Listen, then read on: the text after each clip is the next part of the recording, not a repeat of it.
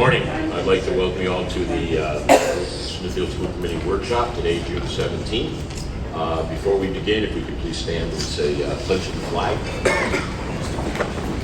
I pledge allegiance to the flag of the United States of America and to the republic for which it stands, one nation, under God, indivisible, with liberty and justice for all.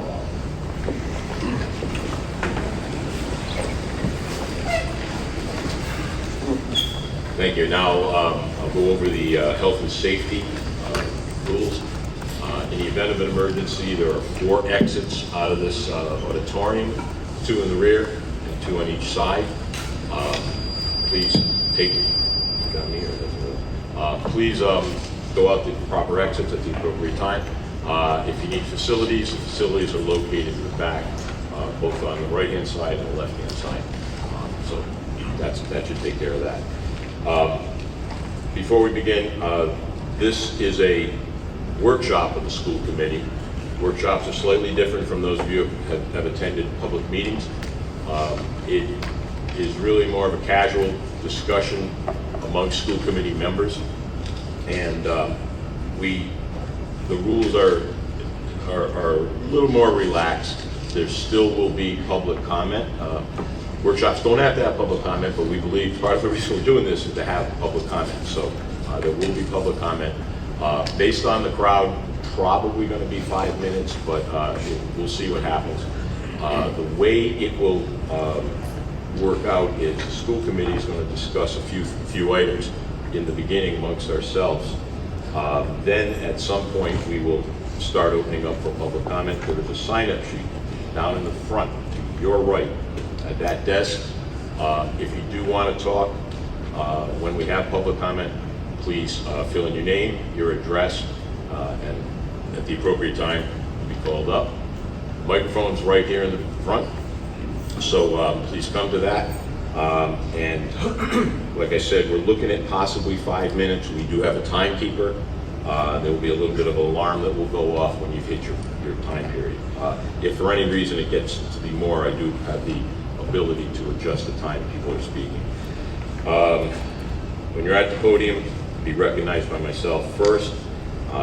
You're supposed to talk, everything's supposed to go through the chair, not to an individual school committee member or anybody or the public.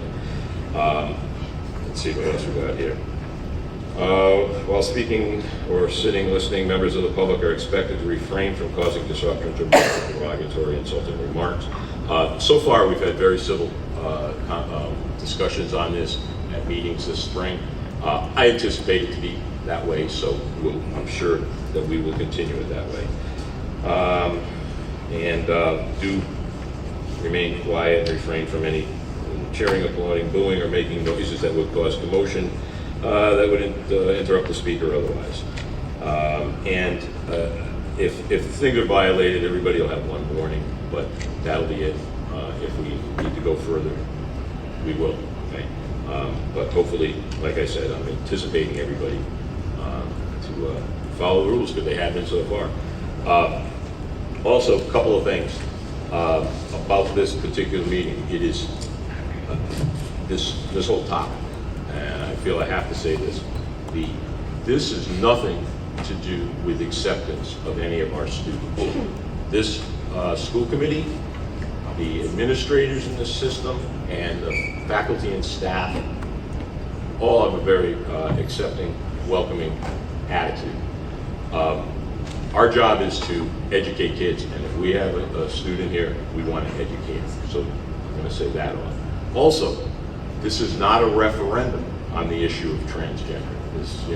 You can have your own beliefs, good or bad, pro or con. This is not what we're doing. What we're doing here is merely discussing and coming up with ideas for a policy that will make the school system run as efficiently as possible, and we're all involved, all 2,400 plus students that we have here. So that's what it's about, not about the issue in itself. Like I said, you can have your own opinions, but this workshop is really to look at policy. We have had discussions on this beginning, I guess, late winter into the spring. We had a first meeting back on, I believe it was April 15th. And you know, I know other school committee members have had comments both at meetings. We've had a lot of emails. We've had either phone calls or people just in parking lots or wherever discussing this with us. So we've had a lot of input. We want more, and this is a more formalized way of doing it. So having said that, let's see. It really comes down to two issues. As I see it, other school committee members may differ, but having a procedure to ensure safe, clean, comfortable bathrooms and locker rooms for all students. And my particular thing that we're going to discuss here in a couple minutes is about having the administrators at the building level who are best suited to do that, to set up a procedure that this can be done. The other issue, which I'm sure is a lot more debatable, different sides, is notification of parents when students want to use bathrooms or locker rooms other than their natal sex or birth sex. And that one we will talk about later. To start off, though, we are going to discuss with the superintendent how things are handled right now. So I would ask, I don't know if you want us to ask questions or if you want to say something, Dr. Bartz. Thank you, Mr. Chair. If there's specific questions, I'll try my best to answer those. However, the policy that is in place is the one that is on the school district website. If you're referring to if a student goes to an administrator about transitioning what may occur, that is certainly a team decision that occurs, and parents are always part of a process. That is what we always try to do in terms of involving families, but also starting and listening to our students. Other than that, we do follow the law, specifically Title IX. Yeah. Okay. I'm going to just start off with kind of a general one. If a student indicates to somebody in our system, you know, a teacher, counselor, whatever, that they want to transition, thinking of that, just kind of walk us through what happens typically.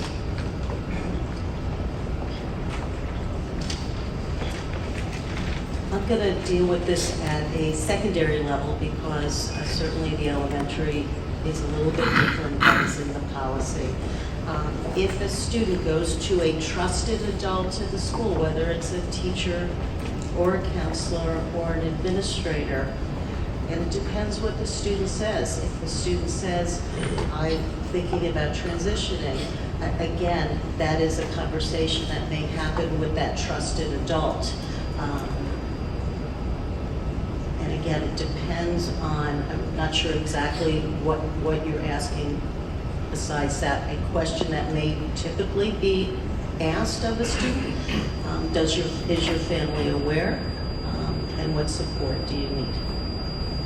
Okay, so I'm really, at this point, just interested in how are things handled in school. For instance, if a student wants to go by a different name or use different pronouns, they say it to one person, but that student, and you're using the secondary level, so that's fine. That student has a number of teachers, a number of different individuals they're going to. So how does that information, or does that information get transmitted, you know, from the math teacher, the science teacher, the English teacher, whatever? How's that handled? It really depends on what the circumstances, because students talk to trusted adults in different ways. So in the case of a high school student, may just ask the administrators and their teachers to refer to him as a certain, or her, or them as a certain pronoun. And that is honored. Okay, so that would somehow get transmitted to necessarily more than the one individual that they first brought it up with, or not? Again, we try to have the student and the families drive those conversations. Those are happening also with the support of our administrators, and for instance, our counselors, in how notifications and if notifications need to occur. Okay. So then a teacher with this knowledge in the classroom would then refer to so-and-so by whatever name they were requesting when they're talking to them in class. That's correct. That is correct. Okay, so we'll say it's out there at that point, right? In that classroom at least. If that is certainly what the student would like, yes. If the student would like to be called by a specific name and use a specific pronoun, yes, we honor the student's request. Now, with regards to dressing, and I don't want to be presumptuous here, but I'm guessing that how the student dresses is, as long as it doesn't violate our dress code, it's not necessarily a problem. It has not been a problem in our schools, and certainly our schools all have the same policy in the district about what is appropriate dress code, regardless of. Right. That's what I'm saying. As long as it doesn't violate what the dress code says for whatever, it is acceptable. So that,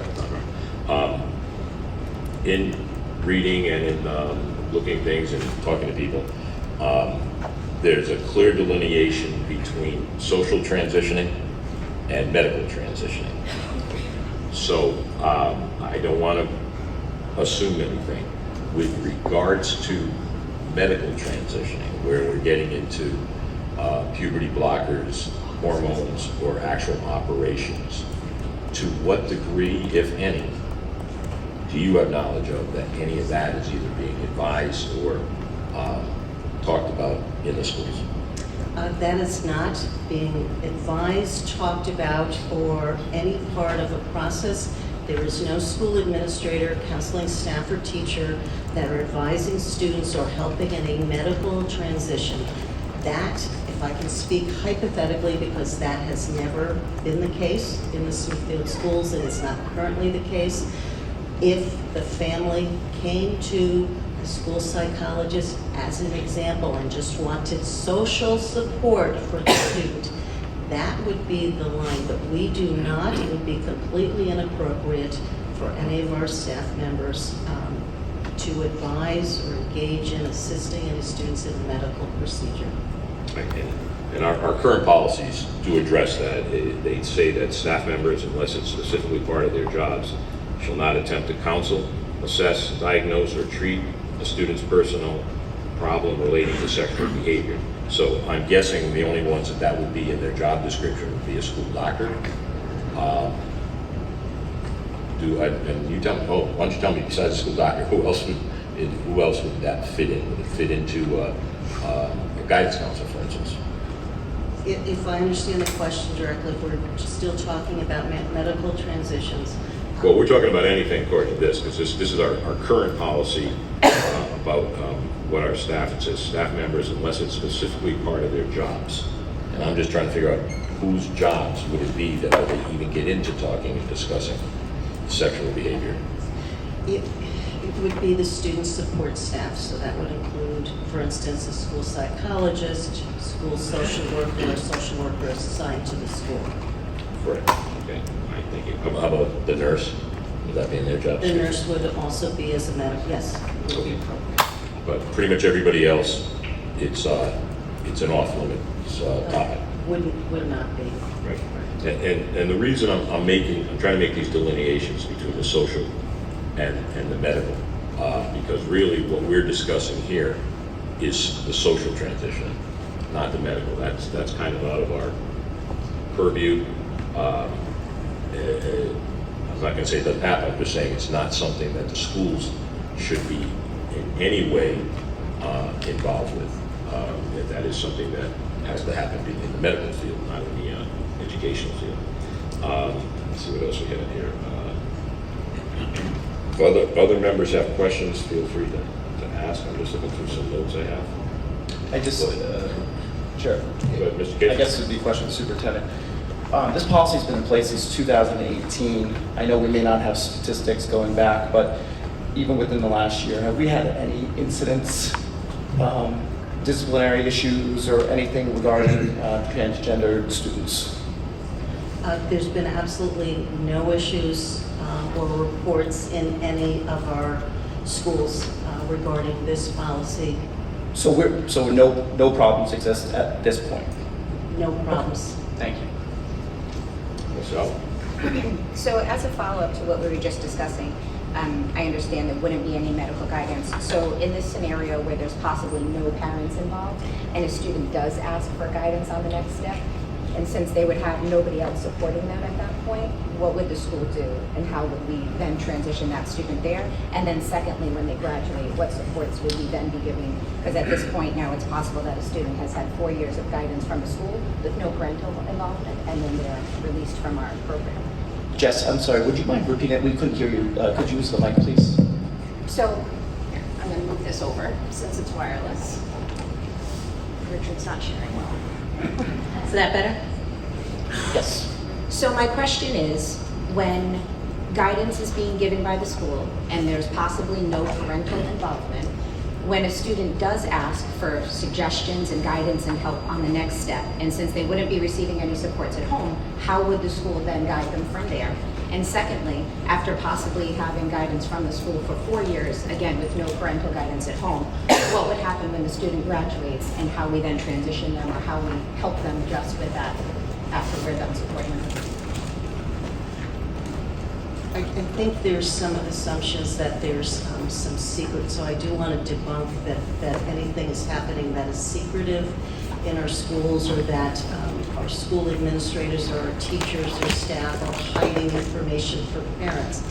Our best practice is to involve families throughout.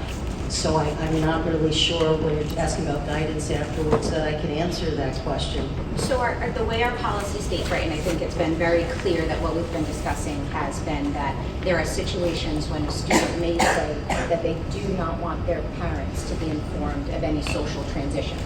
And so we asked this question earlier, and I don't believe your answer was clear as far as what we would do in that specific scenario. So if you could walk us through, a student comes to you and says, I'd like to transition, I'd like to socially transition, I'd like to use an opposite gender bathroom, and you strongly encourage them, and I do believe that this happens, that you strongly encourage them to include their family, but they adamantly insist that you do not. What happens then? I think in terms of, if we're talking about generalities, because that isn't necessarily based, there's different types of scenarios that would typically happen. Not all students disclose in the same way. It's an extremely personal process, and it's typically, if it's happening at school, it's happening with a trusted adult.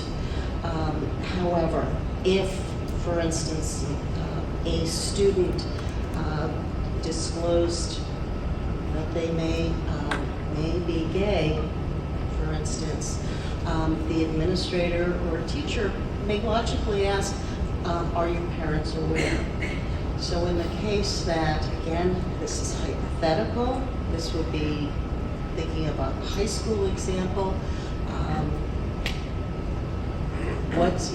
what would you try to place it in the hands of the students in terms of what they would like? Would they like assistance in bringing the family in? If it was, as you stated, a student says, no, I'm a high school student, I'd like to use my own pronouns. Can I interrupt for 1 minute? Sure. So I'm not concerned with the student's sexual preference. I'm more concerned with transitioning using an opposite gender bathroom. If you could elaborate on that situation of somebody, because that's where, if a parent is sending their kid to school every day and they're assuming that they're using one bathroom and then we're allowing them to use a different, that's what I'm asking, is when that situation and they don't want their parent to know about that. So again, I'm going to My speak. apologies, we can't hear you. Could you just speak into the mic? My question is specifically not based on a child's sexual preference and telling anyone about that whatsoever. I don't believe we've ever asked for that in any of the drafts, so to speak.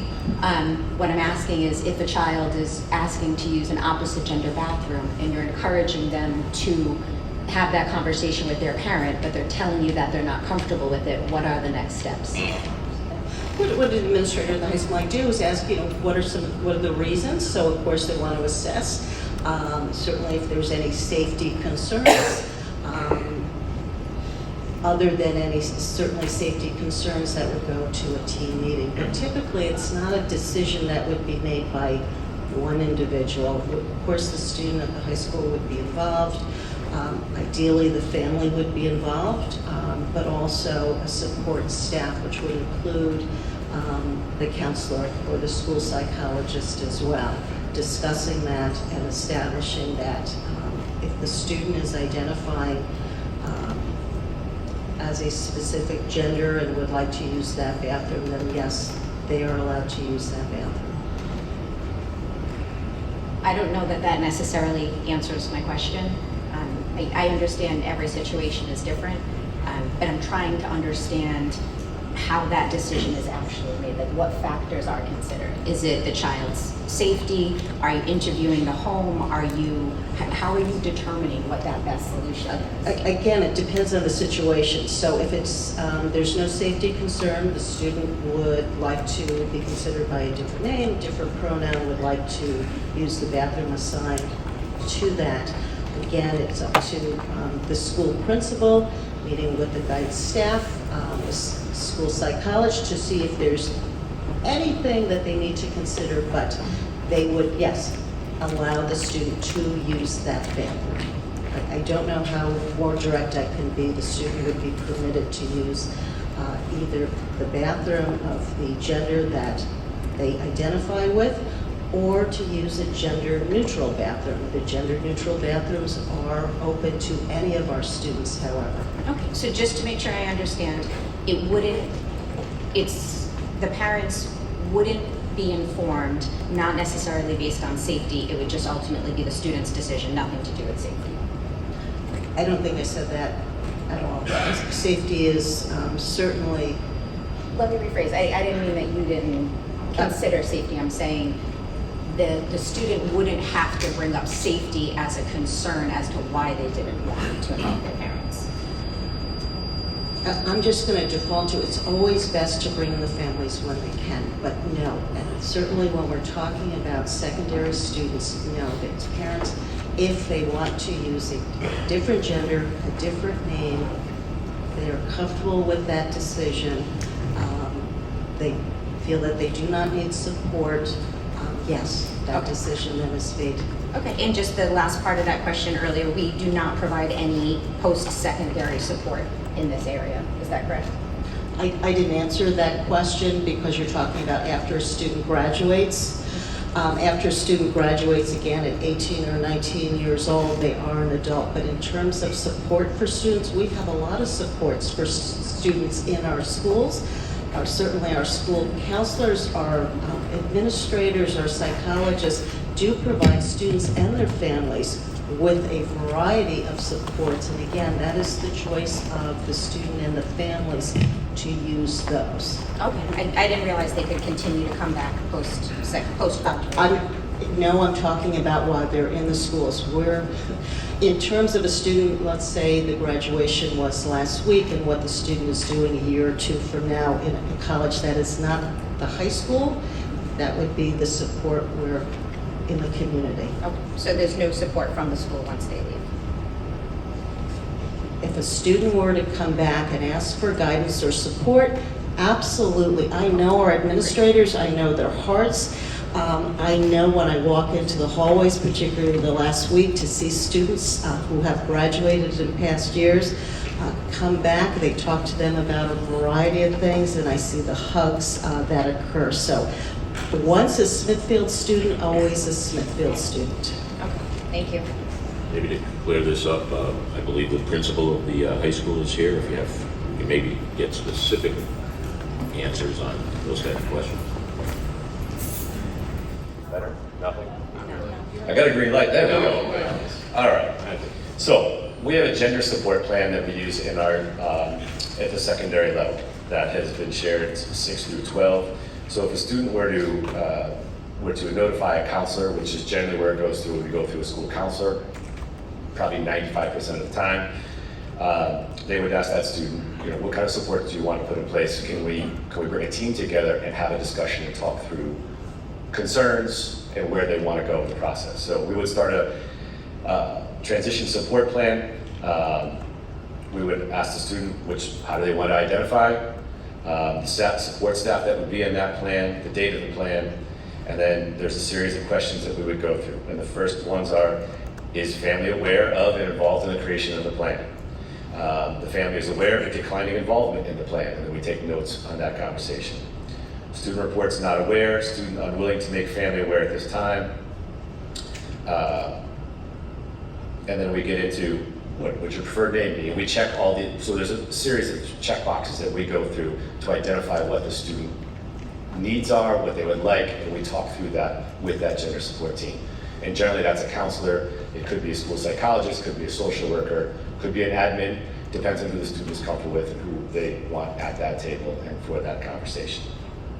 We'll talk about pronouns, we'll talk about other areas of support. That would include restrooms, that would include locker rooms, that might include athletics. It all depends on where that individual student wants to go and what type of supports they're looking for. Does that help? Yes, Yeah, absolutely. okay. Thank you. Mr. Jay. Questions here? Yes, Yeah, just to Mr. Case. clarify, just to follow up, and maybe the superintendent, can share her thoughts as well. I mean, ultimately, everything we do is trying to involve parents. We know that parental involvement is hugely important. However, there's a balancing act because for decades it's been established that students do have privacy rights in school, and we have to respect the student who's not ready yet to share that information.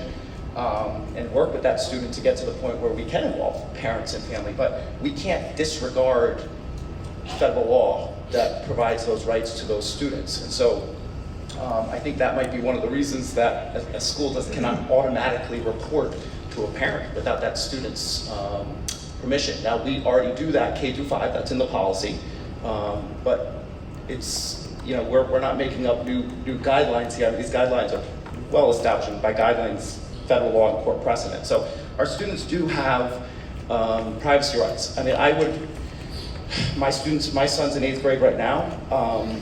I had a conversation with him the other day about where are you with all this? So I would encourage parents to have that conversation or create that climate at home where that child feels comfortable where you can broach that conversation if you are concerned about their gender identity, their sexuality, or what bathroom they're using. So I think that's a relationship between the school and the parents. So hopefully parents can create that environment at home where those students feel comfortable having that conversation.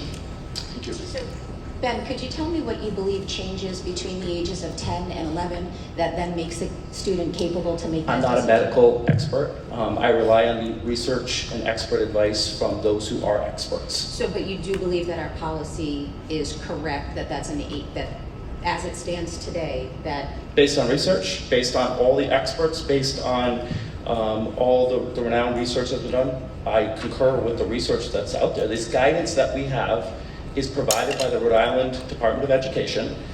They created that guidance based on all the most expert advice out there, and we rely on that. We don't have to adopt their guidance, but to not follow their guidance or to take into account is naive and discounts all the information and research that goes into it. The 5 of us are not experts on this subject matter. Absolutely not. None of us are. And so we have to do our due diligence and actually make sure that we are relying on the experts. I was hoping we would have some people here today that could kind of share some of that information with us. I don't know if we do. I don't know if anyone was actually invited by the chair. But I have to acknowledge I'm not an expert in this field. So I have to rely on the expert advice of our school staff. We rely on them all the time, our school psychologists, our guidance, our social workers. We rely on all the resources that are put in place by the Rhode Island Department of Education. We rely on our medical advice from our school physician. We rely on the Rhode Island Department of Health. I'm a student, I'm a lifelong learner, and this is what we have to do. We have to make sure that we're using reputable research, and I think starting with the guidance that was provided by the Rhode Island Department of Education is what my predecessors did on this committee. They adopted a policy. It's been in place since 2018. I'm not aware of any issue or concern or any issues that we've had. And I certainly advocate for more privacy, certainly exploring ways that we can provide more opportunities for students to use single-use bathrooms, more privacy in the locker rooms. But in terms of a student's privacy rights? No, that's established. We cannot violate our students' privacy rights. We'd be doing a disservice to them. We'd be eliminating school as a safe place. These students would no longer feel like they have a trusted adult in the school environment that they can turn to. And that's not to say they don't trust their parents. It's just, this is awkward. You know, if all of us have had the sex talk with our kids, it's awkward. And sometimes kids feel more comfortable initiating that conversation about their gender identity or sexuality with a trusted adult, and then they can help work with that student to help get their parents in place. And so this is already in the policy. This is all in the policy. So I'm very comfortable with the policies now. We can tweak about bathroom accessibility and things like that, but in terms of parent notification, I think the policy is spot on. Thanks.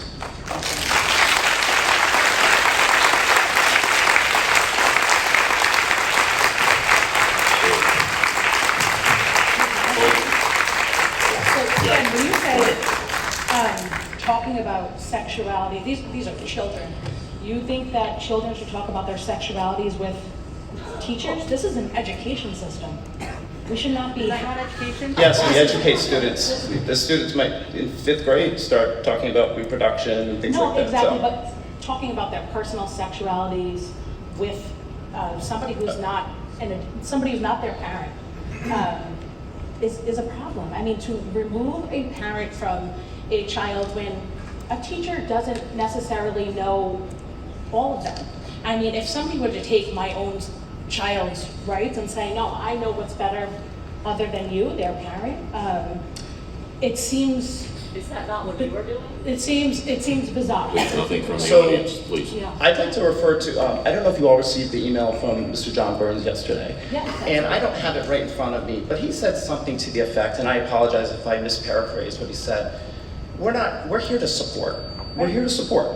That's what we do. And I, as a teacher, I don't feel that comfortable having that conversation with a student, which is why I would refer to them to a school. I would refer them to the guidance department and say, yeah, that's the person to talk to because they're trained and ready to do that. So it's about supporting. It's about helping the student figure themselves out. I mean, their hormones are raging. They're confused. They're figuring themselves out. They're figuring out their identity. So school is a place where we have trained professionals who help provide that support. And I have 2 children in the school system right now. If my child, I have an 8th grade son, if my child starts having a conversation with his guidance counselor that he's confused and maybe likes boys, and that's guidance counselor can help him initiate that conversation with me, great. I mean, I think that's a wonderful thing and helps my child navigate a very confusing time. I think if we start getting into mandated reporting, a very confused child will have nowhere to turn. And then what we end up with is a whole host of other issues. We end up with the student increased anxiety, potential absenteeism, lower academic achievement, and ultimately self-harm. And we know how far that can go when a child feels like they have nowhere to turn. And school is one of those places they turn. And unfortunately, if we do initiate or pass a policy that requires mandated reporting at the 6th through 12th grade level, I fear that something bad will happen. And that will be on the 5 of us. That will be on us. We'll pass a policy, we'll leave it in the hands of our school administrators, and potentially down the road, a student is going to harm themselves, and that will be,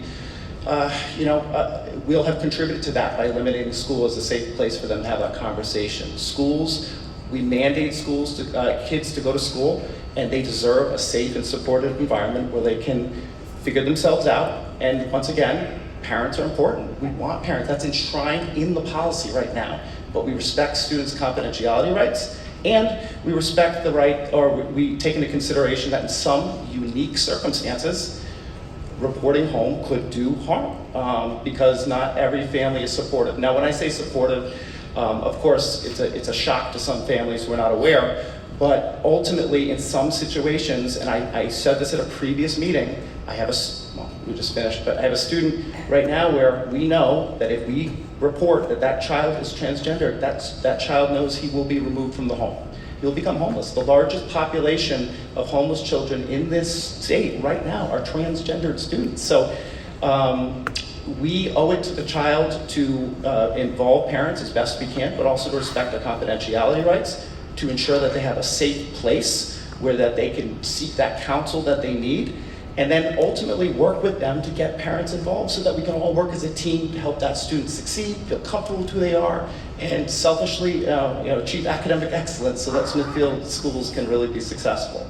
Thank Right. you. I think, Ben, I agree with you. I want every child to feel supported and come into Smithfield schools not facing any hate at all. I 100% agree with you. I do have I go back and forth, but the parent part of it, that's the one thing. Monday through Friday, there's somebody here in high school, in middle school, 10, 11 years old. Nights and weekends, there's somebody else. Do we have the support staff here in Smithfield Public Schools to help these children? I saw all of the information that was sent to me, all of the emails, everything comes back. High suicide rates, right? And that's not every transgender, transitioning student at all. That's not everybody faces the same mental health. But I worry those students that do face that mental health, nights and weekends, they don't have the support. Can Smithfield provide the right support during the day for them? Amanda, that's a fair point. Yeah. We care about our students 24/7, Right. 7 days a week. But just to give you some context, the amount of students, and Mr. Kelley might have better stats on this, and this is outside of transgender, we have a tremendous amount of students who have issues at home. Right. We have displaced students, we have students with mental health issues, profound anxiety, we have students engaging in self-harm. This is outside of transgender. This is just, 100%. and Yeah. we are not a mental health facility. We do the best we can to provide support, but we cannot provide Yes, exactly. support all the time. So to say that we want to mandate reporting of students' sexuality or transgender status because they won't have support on the weekend, I think is not a fair responsibility on the school, because if that's the case, then we've got to take on a whole lot more responsibility with all our other students experiencing issues on the weekend. Not to mention the kids who are food insecure. We provide them food during the week, but we don't provide them food on the weekend. So I think that's maybe not a fair ask of the school department. Well, you talk about that, and we don't have them on the weekend. We actually have them on a school day 25% of the time. So where are they the other 75% of the time? They're in the custody of their parents or guardians. During the week, we don't have them, we include weekends involved. We have them 18% of the time. So where are they the other 82% of the time? During the course of the year, we have them approximately 12.5% of the time. So where are they the other 87.5% of the time? And to think that we are solving a problem for somebody who has a mental health or some other problem by saying, yeah, we took care of them while we were in school, and not getting them out somewhere else. And that's one of the reasons in the whole issue of allowing the parents or not, discussion, in on it. It's the schools do not have that much of a sway right now in terms of the full day, the full week, the full year of individual students. In fact, some of our own policies even say that the primary person regarding health, parents have primary responsibility for the health of the students. Well, they can't be handling the full health of their students if they're not fully involved. But I do want to go back to a couple of things that you mentioned about privacy rights. So basically you're saying, and our policy says it, is up to 5th grade, they have no privacy rights. After 5th grade, now all of a sudden they get privacy rights. We also mentioned that we got guidance. Yes, we do have guidance. In fact, when this policy was first adopted back in the spring of 2018, it was said by the superintendent that this is general guidance. And that's fine. And I think it is pretty good, general guidance. That doesn't mean that a school committee cannot look at any policy and make changes that it feels are in the best interest in its own town, its own school system, its own students. We have done it with many policies. Recently, we adopted a policy that came in as a standard one off the books, I guess, from the Department of Education concerning marijuana. and how we distribute marijuana in the school system. And for those that have a medical reason for it, we made some changes to that policy that we thought were appropriate. I don't think when we get down to all this that we're trying to blow up a policy. We're trying to fine tune some things that we do think are important. So, you know, that is something that we have to look at. Where do the privacy rights begin? Where do they end? I would like to go back to the superintendent on a couple of questions while we're at it here. And maybe Mr. Kelley might have to answer these, he might not be able to answer all of them, but in the policy, it is mentioned, it mentions that if a kid doesn't feel safe, that they don't have to let their parents know. I'm guessing the school department right now does some type of analysis, some type of study, or some trail to say, yeah, that 11-year-old that said that there's reason to believe that, or that 11-year-old is being overly dramatic, we'll say, for lack of a better term. So what do we do right now when that question comes up, and Mr. Kelley went through a nice checklist, do the parents know? Do you want the parents to know? What happens right now? If the person says, no, I don't, I can't for the following reason. Again, I assume that we're talking about middle school student. Well, I'm talking all, but I use the 11-year-old one because that was the demarcation we just discussed And here. I'm just going to go back to my original statement, which is common procedures that we use is that the schools are not in the practice of keeping secrets from any families. In fact, as Mr. Kelley said, and as I tried to explain earlier, having parents involved in the process if a student is considering transitioning socially at the schools, we do try to involve the parents. We do not have the practice of keeping secrets. But I want to go back to the policy and the role of the school committee. As you stated, policies and the changes, that is the purview of the school committee. The school committee develops, accepts, and can modify policies. In this particular policy that was adopted by that school committee in 2018, it is based on a mix of law and also guidance. So Title IX specifically of the Education Amendment 1972 specifically prohibits discrimination on the basis of sex in federally funded education programs. The U.S. Department of Education's Office for Civil Rights has issued guidance recognizing Title IX protects transgender students against discrimination based on their gender identity. So we follow the law. In addition, we follow the Rhode Island Department of Education's guidance that you are also aware of, and those are both in the particular policy. Most policies, like many laws, but I'm not a lawyer, have some areas that are open to interpretation. So to say in every instance, yes, based on an age, we would always, at least based on the policy right now, at 10 or 11, as your example stated, we would always tell parents. The ideal is to involve families in the process with the child in a supportive area. Many times, and I'm going to say based on my conversations with our elementary and middle school principals and assistant principals, it's often the reverse. It's often the parents coming into our offices and saying, this is what's happening, can you support my son or daughter at the school? So the school is, again, in a role of being supportive. We are here for students.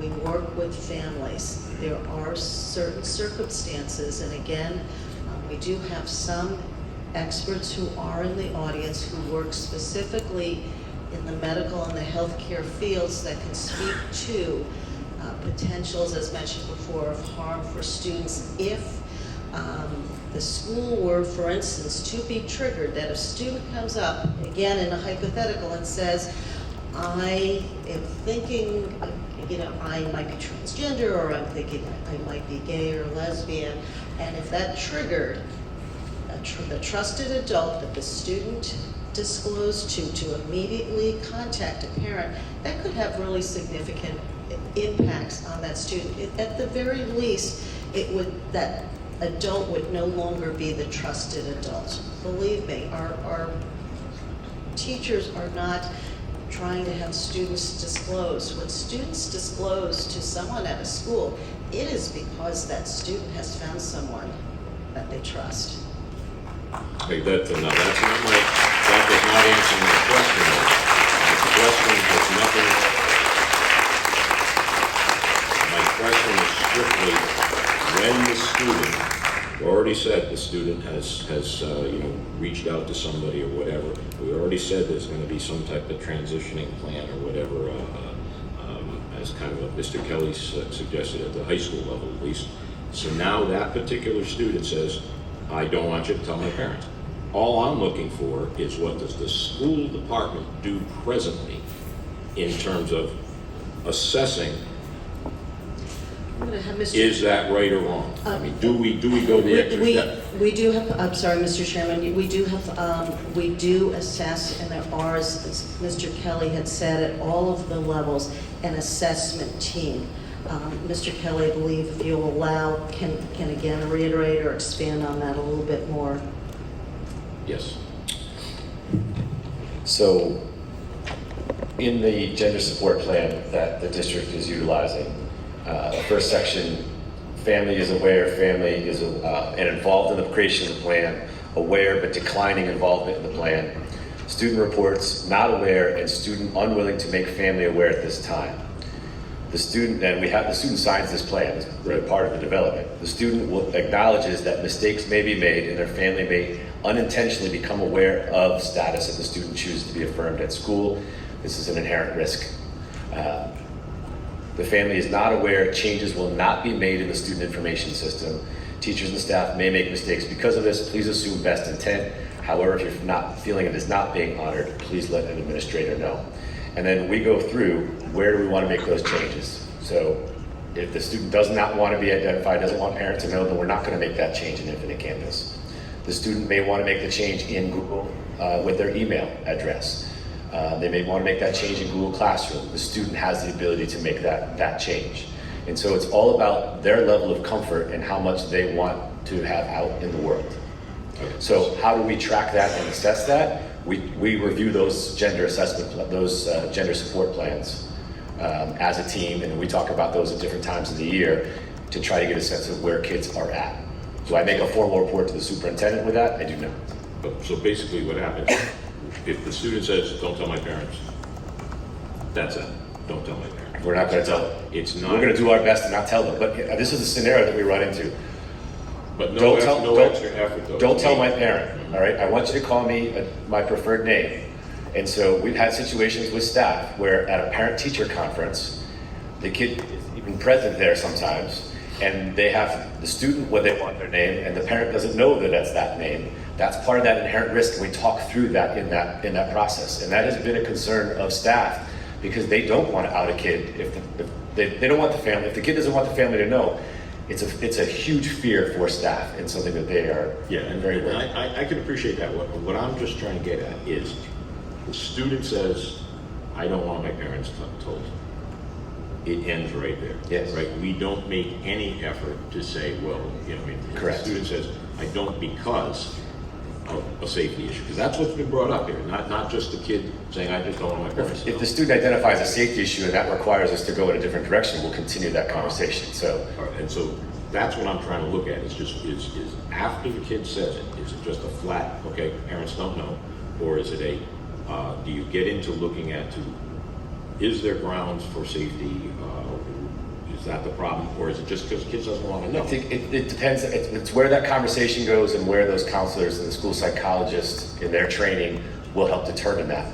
And so if a student were to say, I'm being beaten at home, then we're going to have a different conversation. We're going to have to go in a different direction because legally we have to report that and we go in a different direction. That's a clear thing because Yes. we have other policies and it's state law. You Correct. have to let somebody know. Right. But I'm just talking about kid.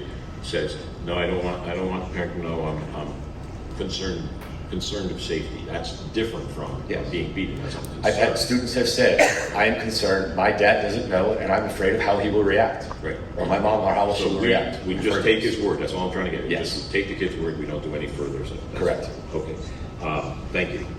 Now, I guess with regards to the middle school, do we know if it's the same way or not? With regards to the, we'll say the 11, 12, 13-year-old, is it the kid says, I don't want to know? Mr. Burns, I think he spelled that out right in that email that he said yesterday. I don't know if you had an opportunity to see I'm that. asking the superintendent just to not, we have emails and all that, I just want to find out officially, if you will. Based on the experiences at the middle school and certainly outlined by the administration there, with younger students, it looks different oftentimes than it does with a high school student. Students will go still to the trusted adult.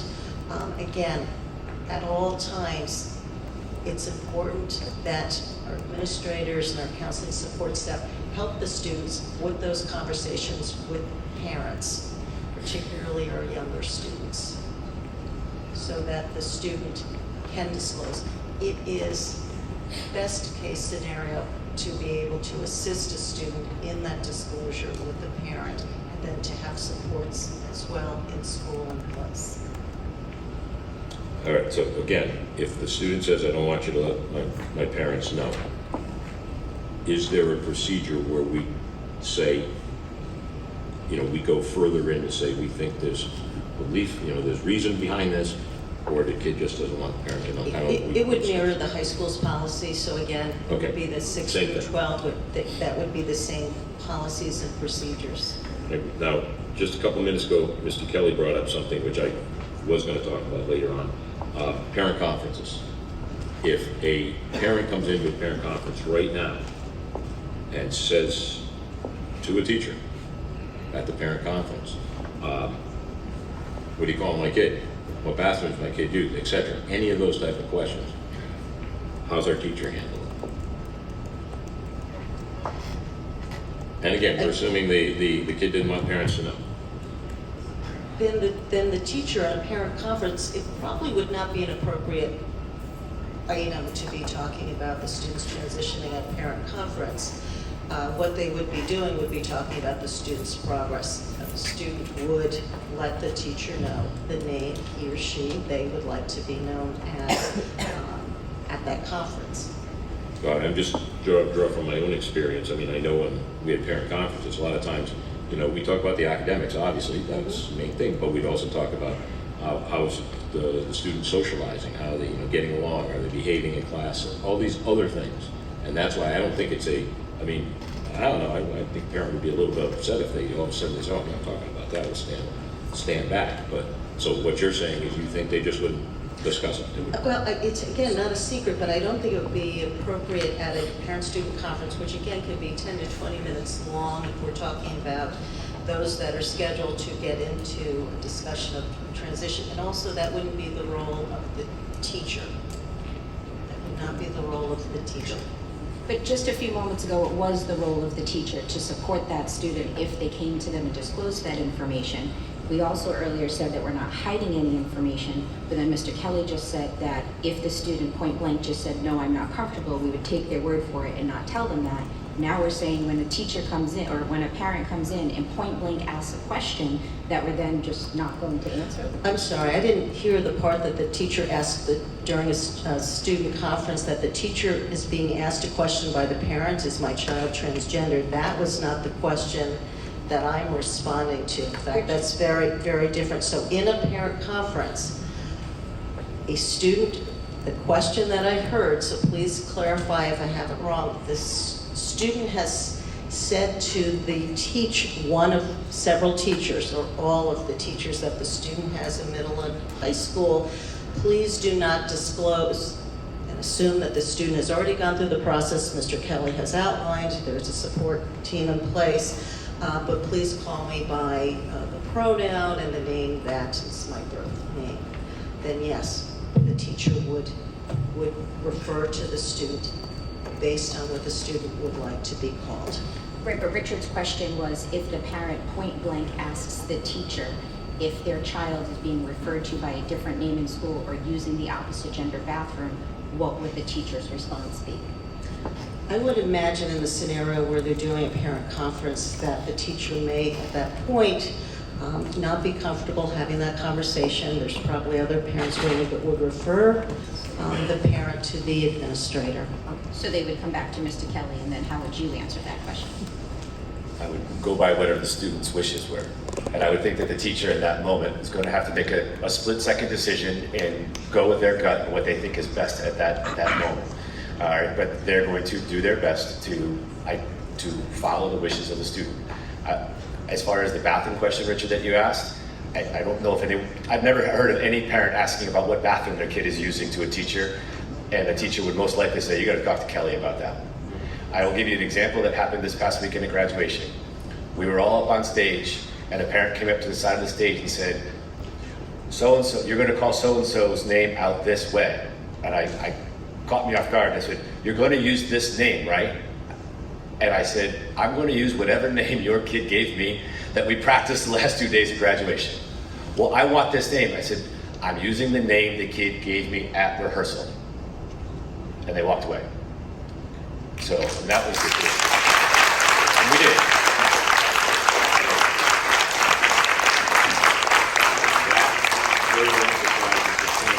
It's something that's happening. People will start that. So I mean, Yes. You're right. It may up to this point never be a thing that somebody's going to say, what bathroom do I use? I just use that. What I'm worried about is us putting teachers in awkward situations. To be honest. Every day. But now, They're teachers. That's what they signed up for. let's go back to the bathroom situation right now, and you probably know the high school. This would also refer to other schools as well.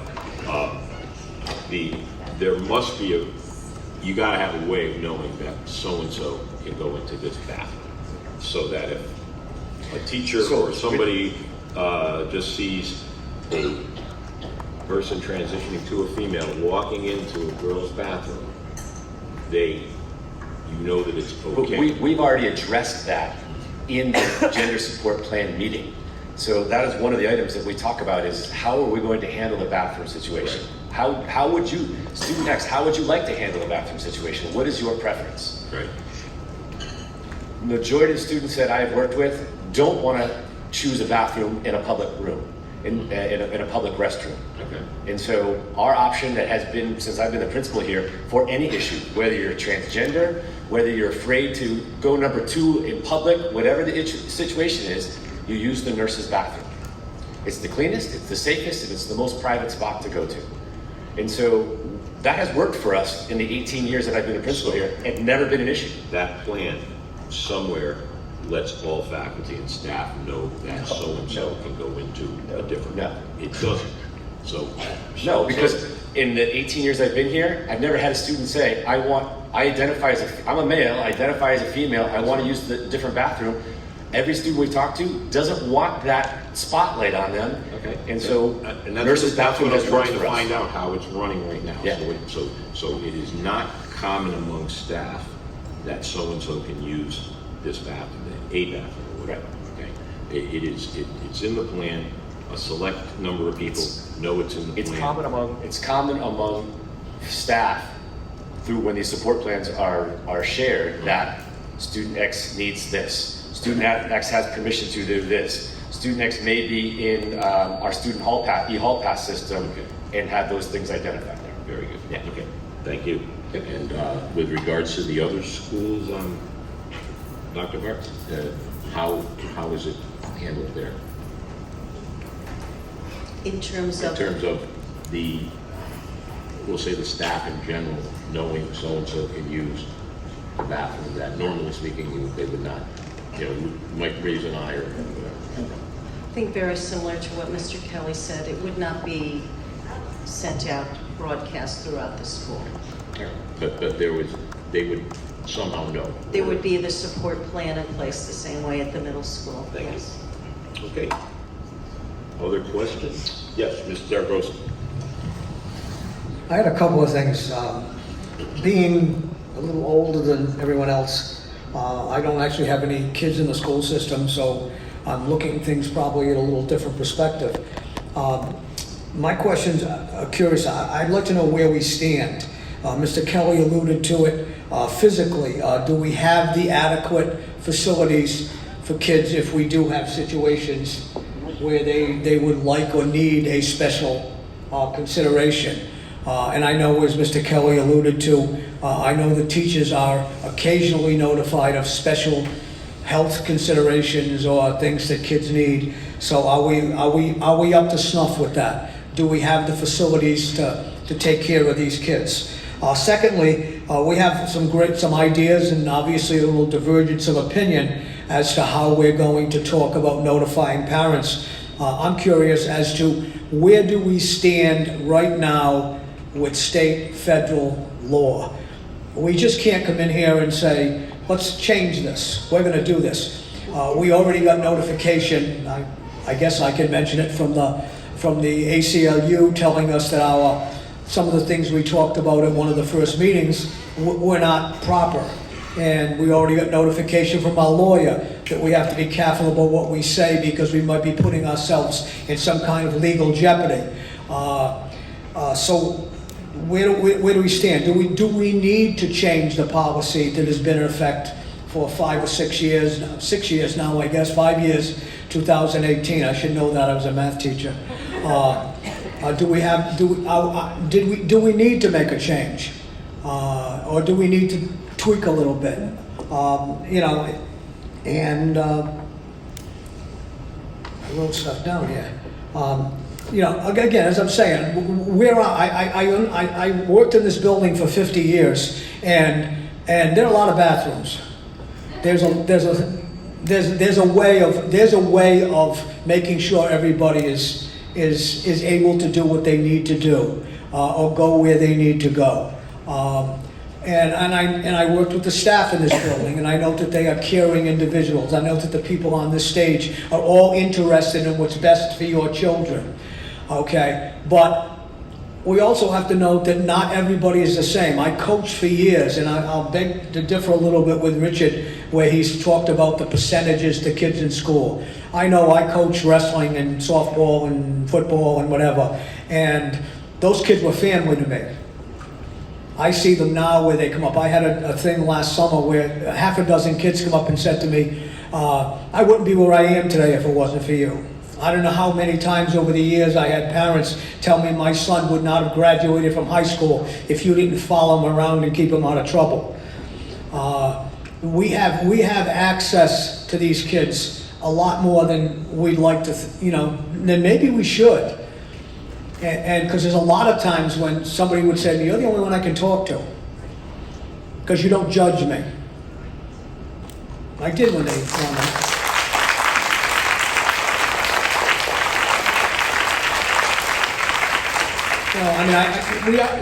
We're doing hopefully what's best for your kids, and the decisions we have to make have to be based on what's good for the kids and what's good legally, because we don't want to put the Smithfield school system in a situation where we're making decisions that we legally cannot make.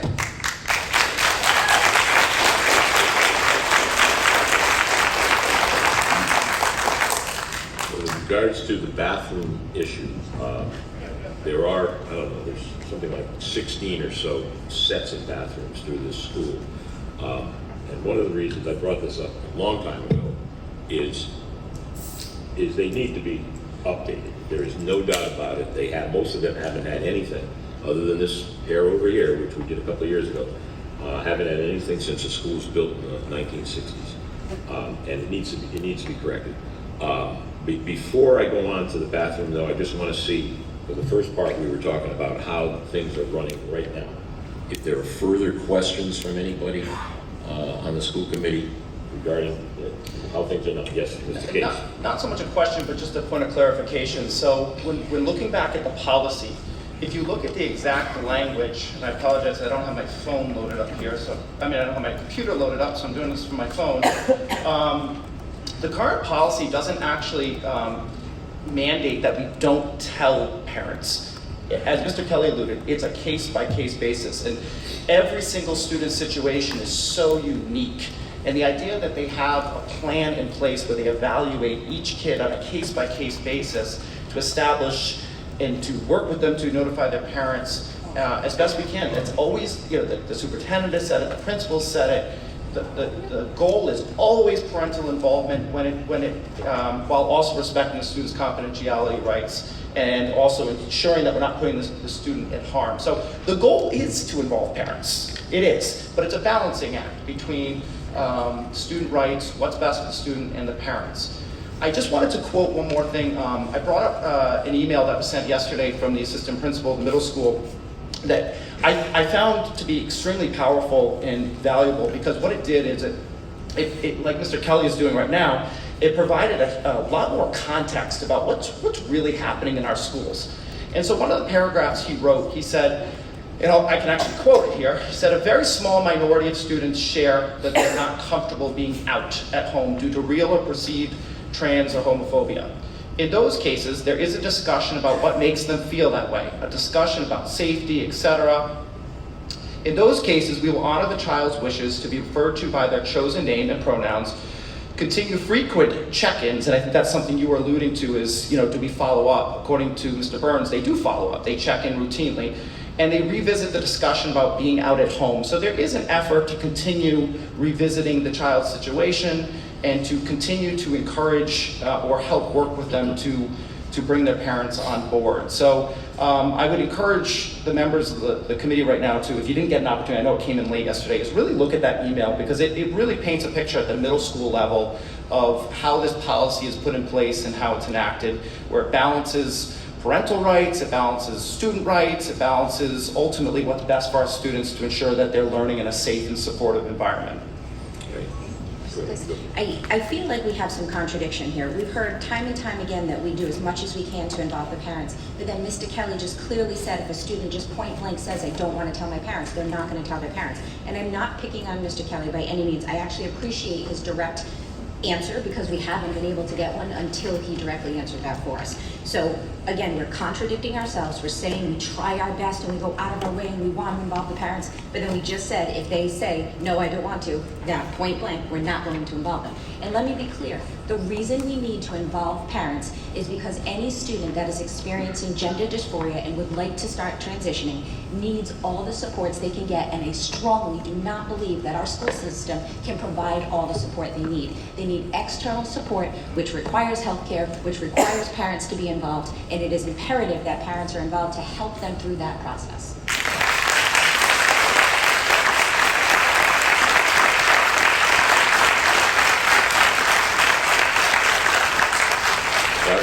That was one of the things I was going to bring up. It's not on a case-by-case basis. Case-by-case would be this person decided this person decided this. Here it's right across the board. And what I was trying to get at earlier was, is the middle school, what do they do?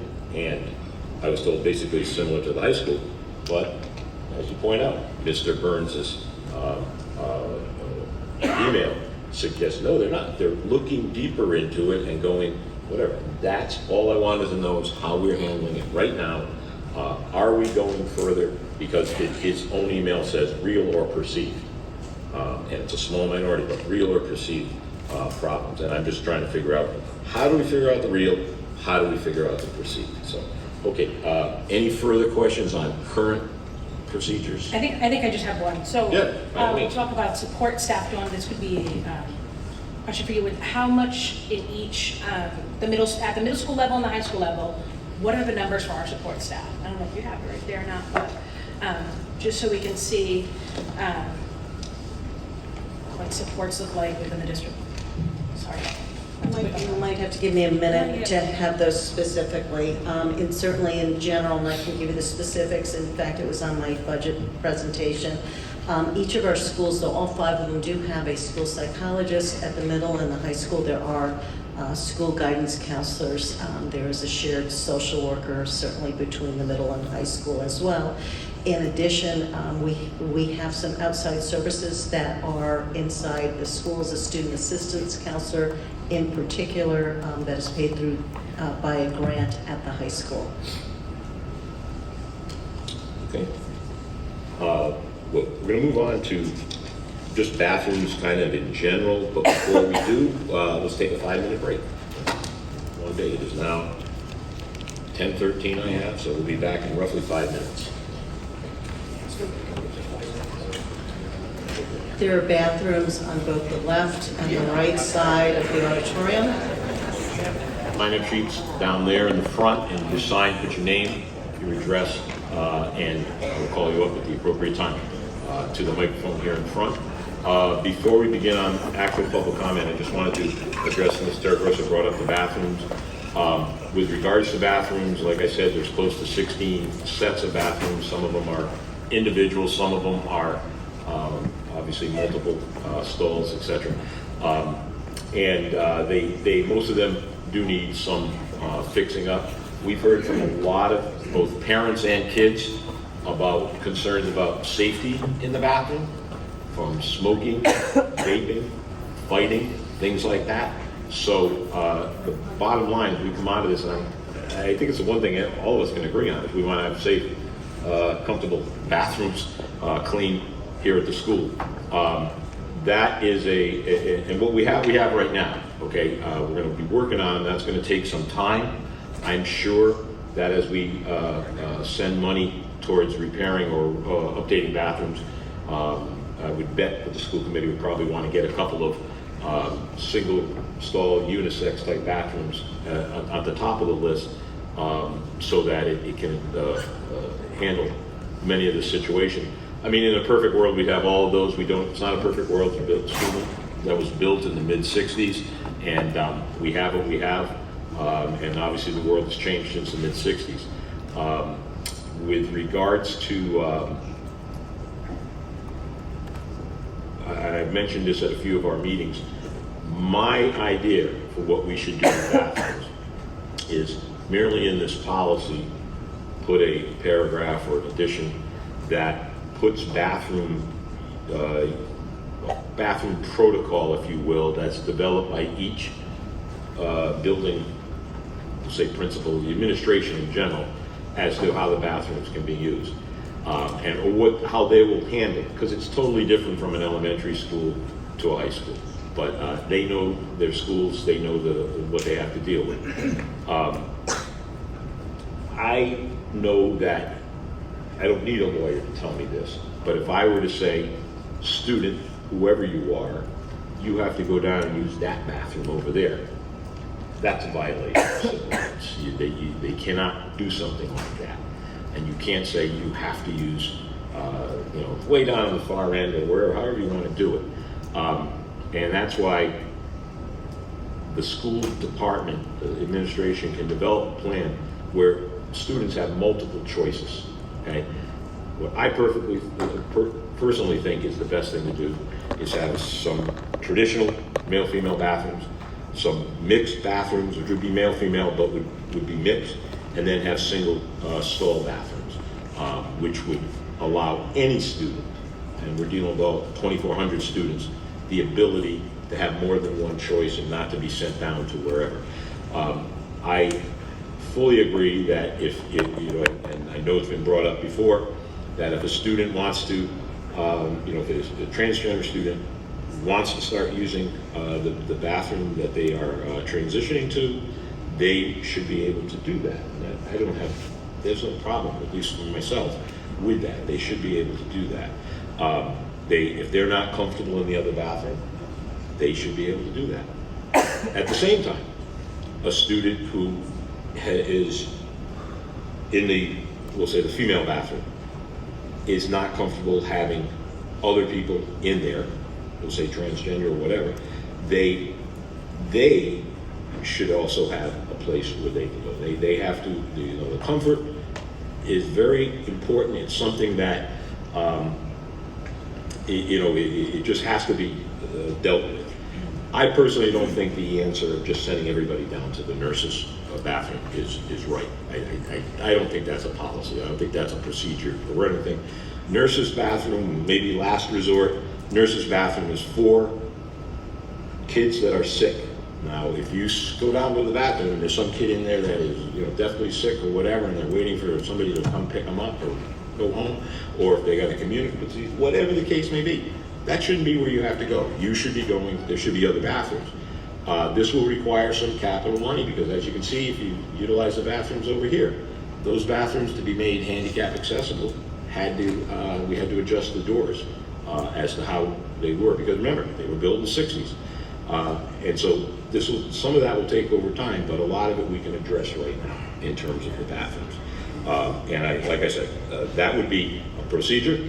It would go home in the handbook.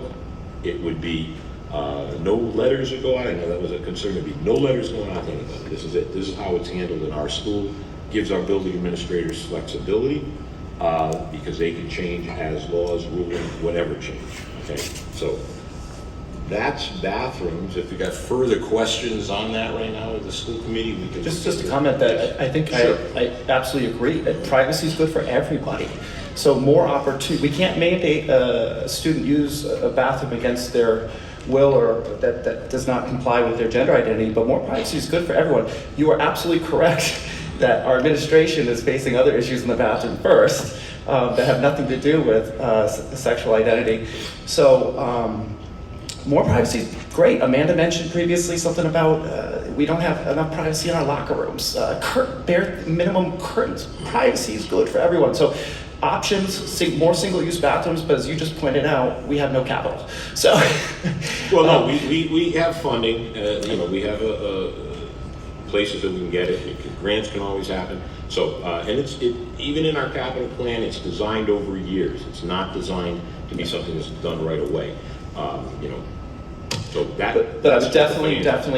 But it'll start to get done, and that is the grid, we'll say, of the school committee of making sure it gets done. And I'd definitely ensure, our practice be that our high school and middle school administration are fully part of that planning process because they know the building best, they know the students best, they can give us the best advice and direction on renovations and opportunities. So I completely agree with you on that. Thank you, Richard. All right, we will start with some of the public comment. We will have a little more discussion later on parental notification as well, but we got close to 30 people so far.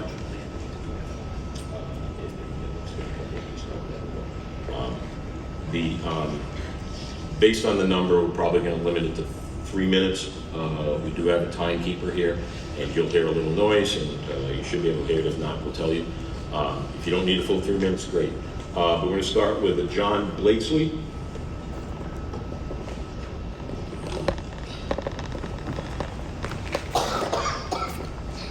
Good morning. Thank you for the opportunity to speak. The ACLU has asked me to appear this morning. I'm a volunteer with the ACLU. I've been a long-time board member. I'm not currently serving on the board. Clearly, some of you have read the letter that we sent to you expressing our concerns regarding any changes to the policy for transgender students. Court cases have already established the constitutional rights of students to privacy. As established in the case of CM versus Wolf, it violates that right to disclose that information without consent, even to a student's parents or other school administrators. Also in the case of John and Jane Parents 1 versus Montgomery County Board of Education, courts found that parents' rights to direct the upbringing of their children do not trump their children's own privacy rights, and have done so specifically in the context of gender identity. Both the Rhode Island Department of Education and the U.S. Department of Justice makes clear that as a matter of non-discrimination, students have a right to use restrooms that correspond to their gender identity and cannot be treated any differently in that context from other students. There's much more in our letter, and the ACLU staff would be happy to supply you with whatever clarifications you need in the legal arguments that have already been decided by the courts. As a fellow resident of Smithfield, allow me to give you a personal perspective on not fitting convention. I'm the youngest child of 6. My father was a brewmaster at Narragansett. My mother was involved in PTA in Warwick and helped introduce sex education to the Warwick school system in the 1960s. From as early as I remember, I preferred playing with dolls, dressing in prom dresses, and playing jump rope and hopscotch. I was lucky in some ways. My mother wouldn't tolerate too much belligerence from my siblings, but my father, although he didn't have my mom's family life education background, fell back on something even more valuable, recognizing the humanity in other people and accepting them for who they were. As you can imagine, I was bullied for being a sissy. When I was 13, we moved to Omaha, Nebraska, and the ante was upped, and I was harassed, and there were physical assaults. I cannot imagine how I survived the cruelty and abuse without the acceptance of a welcoming home. The policy we're proposing will not apply to students like me, whose parents, I just have a little bit more, whose parents try to understand them. Instead, it might destroy the vital support that a special student, like myself, depends on, which is some understanding at school. The requirement of your proposal for teachers and school officials to disclose students' gender decisions to intolerant parents will be detrimental and unnecessary. Let's look at the alternative, allowing children to be themselves, to grow up unfettered by our narrow expectations of gender behavior, to sit back and watch what creative, responsible, contributing members of our community they will become when they are allowed to be themselves. I appreciate your time.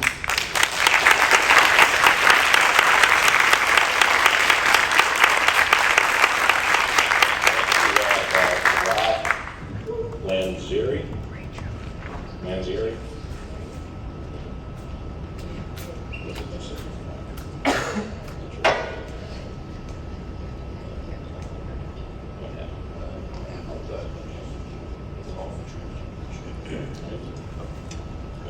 Good morning.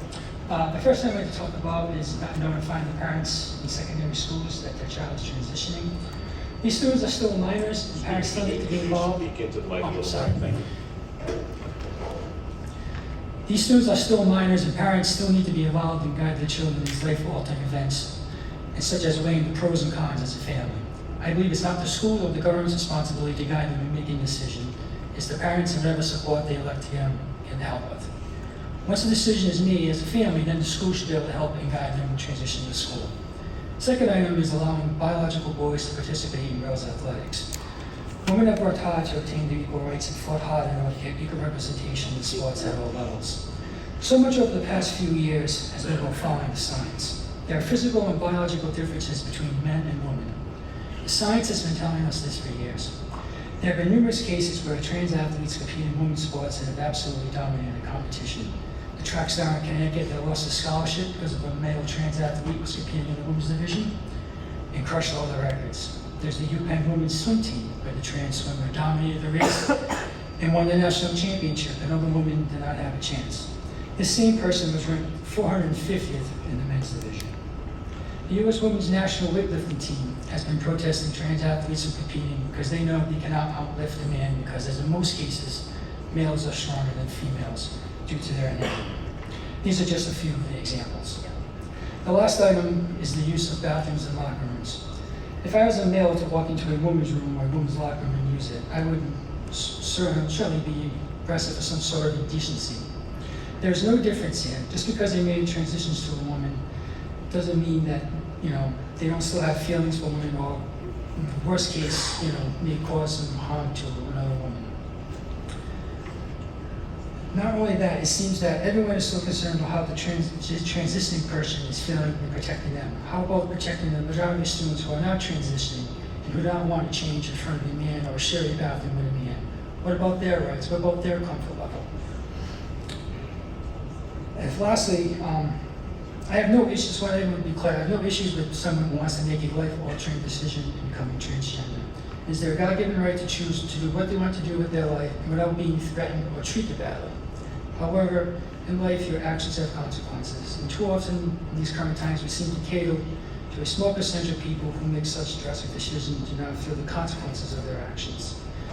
And I will always try to look out for the best interests of my family. Thank you. Thank you.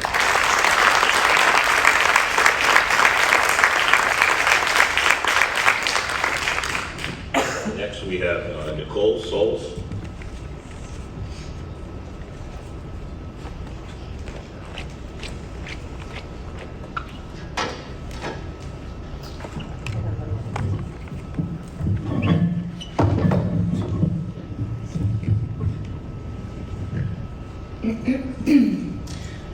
Good morning, Smithfield School Committee. My name is Nicole Solas, and I am so relieved to talk to the first school committee in Rhode Island willing to have a conversation about the parents' rights to know about the health and safety of their children who believe they are the opposite sex, also known as having gender dysphoria. Using opposite sex pronouns, names, and other school-sponsored social transition is an active mental health intervention with mental health risks. Keeping this a secret from parents infringes on the parents' constitutionally protected rights, and it endangers children. Without intervention, most kids grow out of their dysphoria. However, kids who social transition are more likely to progress to medical transition that will permanently damage, mutilate, or sterilize children who cannot consent to such treatment. Now, I understand you're in a very difficult position. You want to protect children and parental rights, but you don't want to get sued by the Rhode Island ACLU, who sent you a very despicable letter of intimidation, advising against even reviving the discussion of parental notification of a child's life-threatening mental health symptoms. And when a child believes that he or she is the opposite sex, it is absolutely life-threatening. Take the story of the Perez parents in Clay County as reported by The Hill. They allege that their daughter's mental health and gender identity struggles were concealed for them for months by school officials. A school counselor conducted secret therapy sessions with their daughter regarding her alleged gender dysphoria. And the parents were only made aware of this following her daughter's first suicide attempt at school, where she tried to hang herself in the school bathroom. The parents' lawyer stated it is a serious mental health decision that school personnel are not qualified, not competent, and not authorized to make. Parents must be involved in these important decisions. Even according to the Pro-Trans Trevor Project survey, 1 in 5 transgender youth tried to kill themselves last year. So you're telling me that 1 in 5 of these kids might die, and schools don't have to tell parents about this risk of suicide? So here's the bottom line. Someone will probably sue you. And it's either going to be the Rhode Island ACLU who wants to make an example out of you to carve out new rights against parental rights, or you will be sued by the parents of a dead child or a severely traumatized child. And the lawsuit you want is the one that's going to let each and every one of you sleep at night. Call the ACLU's bluff and stand up for the health and safety of children and the rights of parents to protect them. Parents are not the enemy of their own children, but they are the enemy of the radical trans cultists who prey upon the vulnerabilities of children to promote their political agenda.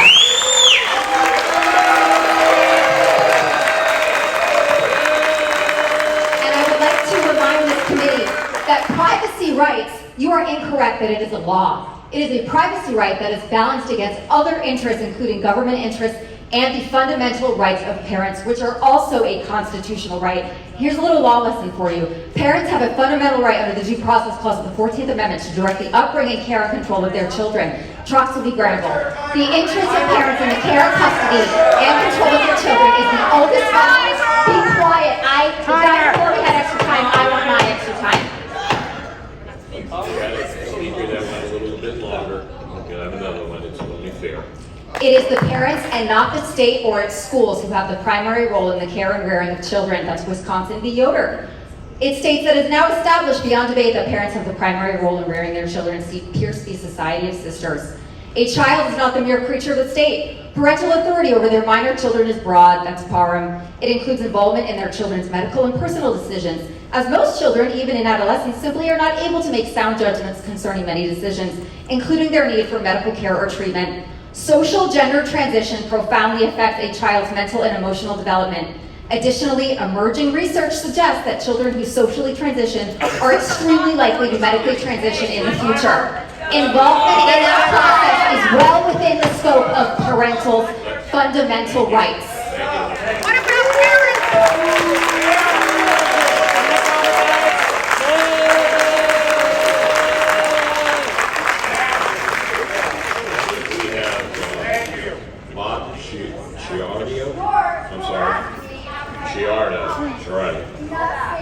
Well, we did pretty good for an hour and 40 minutes. Let's please.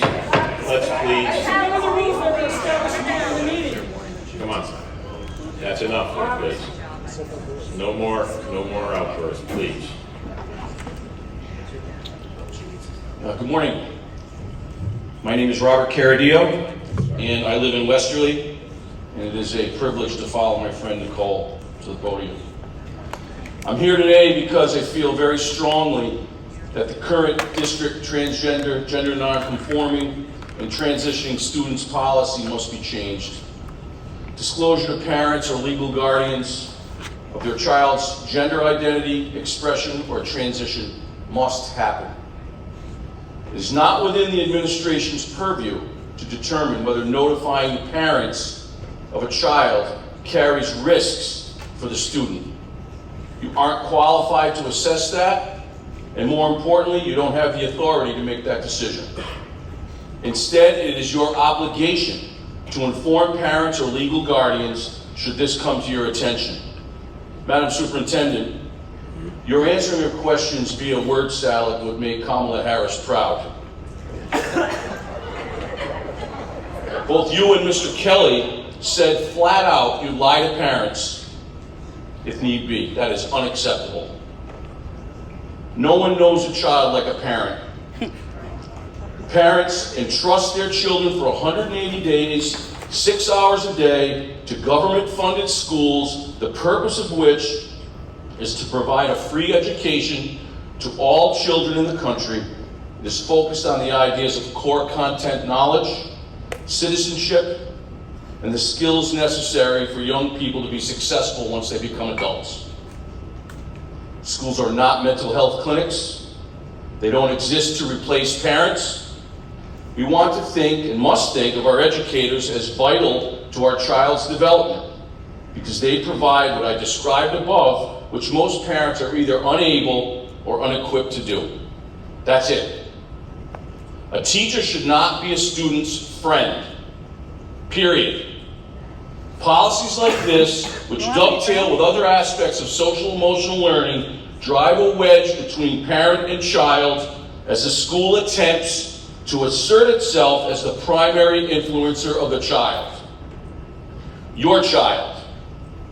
This policy blurs the line of safety between teacher, administrator, and child, and it creates an unsafe environment threatening the traditional family unit.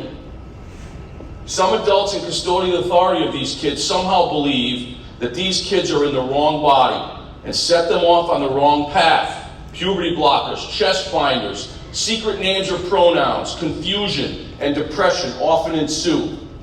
Gender-affirming care or mutilation of these kids is the last straw, and there is no turning back after that.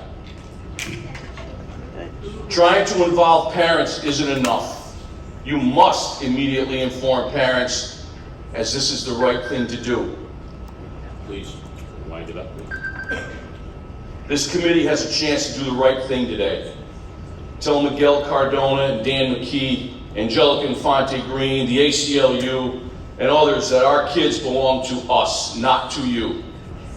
If our child is struggling with his or her sexual identity, it is us, the parents, who will hold their hand through this. Okay, that's over 3 minutes. Please. These other people had over 3. Can I have 20 seconds more? Can I have 20 seconds more, please, Mr. Chairman? Let's just move on, please. Somebody else. I stand, and I'm proud to stand with Smithfield parents today. Change this policy. Thank you.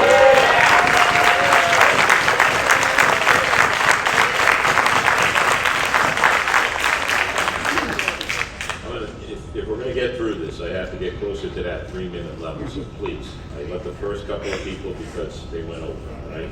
But we're going to try to bring it back in. Next, we have Laurie, Gaddis, Barrett.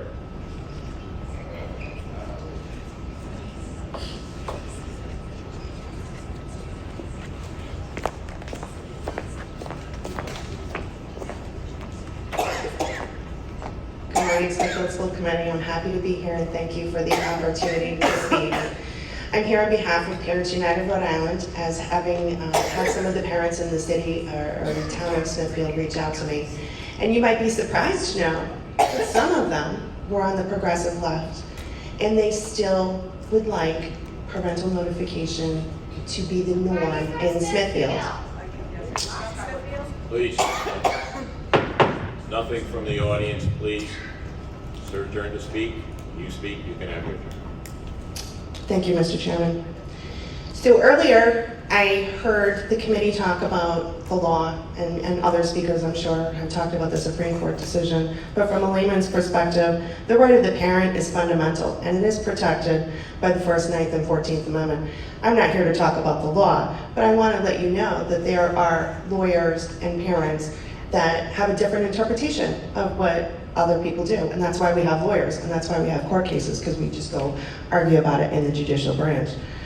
Now, just because a decision of a parent might be disagreeable to someone on the panel, that doesn't automatically transfer the decision to some other state agency or government bureaucrat. The state and the parent do not stand in equipoise. They don't have a balanced interest. They don't even have an equal interest in the student. There's a doctor, and her name is Dr. Erica Anderson. She's out of California. She's a transgender person herself, male to female. She's a former board member of the WPATH, which is the global body that sets the standards for gender-affirming care. She writes briefs in court cases all over this country, and I'm happy to share them. She writes briefs, and it is her position that the parent is fundamental to the process of true gender-affirming care. And I think that's an important consideration as you're working on taking care of some of the changes that you are considering for this policy. When it comes to the health, safety, and well-being of the child, there is no expert better than a parent. And if that parent needs medical and legal advice, they are the best person to advocate for their own children. And again, I'm not here to debate science or the law. I'm here to advocate for parents. And when you have a policy, and I have heard you say that you will keep secrets from parents, what are you gonna do when a kid's getting bullied for being transgender, or a kid is bullying another kid for being transgender, and now you have set up an obligation to keep a secret? And I've heard a lot of conversation, and I'll end with this. I've heard a lot of conversation about trusted adults and the role of teacher, and there are some amazing teachers that do wonderful things. But I would like to direct your attention, when we talk about trusted adults, Aaron Thomas out of North Kingstown was also a trusted adult. And now he's awaiting trial on charges of child molestation and sexual assault. Thank you.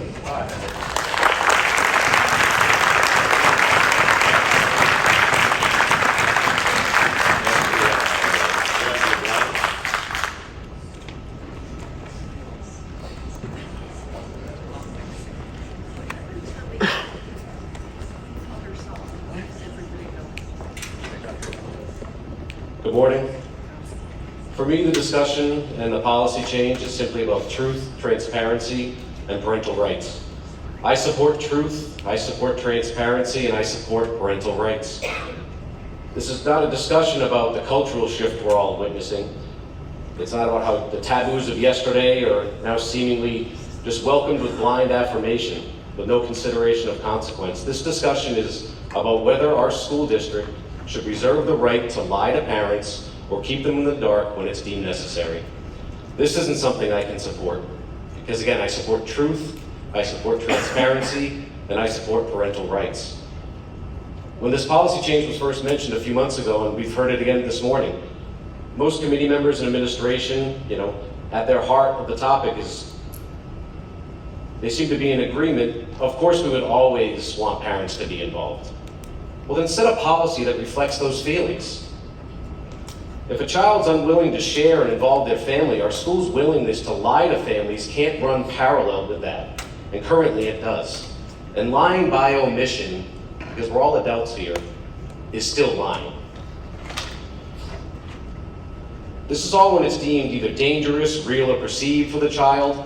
But I've been struggling to think of a hypothetical situation where a parent has not done anything wrong, meaning they haven't broken any laws, and the school administrative interview team deems that it's necessary to exercise this part of the policy we're here to discuss. I mention the law because, for me, that seems to be the only thing that can strip parental rights, if in fact it's broken. And at such a time, the schools are not the authority handling things. There are other departments and other agencies in place to handle those unfortunate situations when they arise. As it's written currently, a student can merely just request that their parents are not knowing about their desire to socially transition. Something that is a major life decision, and it should not be taken lightly. Whether it's through fear or uncertainty of the parent's reaction, or the unknown of the student can manufacture when their parents are left out and lied to. I cannot support this, because again, I support truth, I support transparency, and I support parental rights. You don't have to look far across the country or even the state to see these stories about situations that parents have been left in the dark, and for some, the lawsuits that have been filed against their school districts. Our backyard in North Kingston, there's a mother that's now estranged from her child because she was left in the dark about her child's transitioning. Are we prepared to have that on our hands later in life? I don't think so. And no one's suggesting that something so drastic like that is happening in Smithfield right now, but the possibility of it happening is enough to close this loophole. It can lead to lying of parents and certainly long-term harm to families. I'll wrap it up really quick. I feel that it's a hard reality for some people to just accept that parents have the right to parent how they deem necessary. As long as it's within the confines of the law, parents have the right to even be bad parents, or make decisions that maybe we just don't agree with. But that is their right. And even when it doesn't align with how I do things in my own house, I support parental rights. Thank you.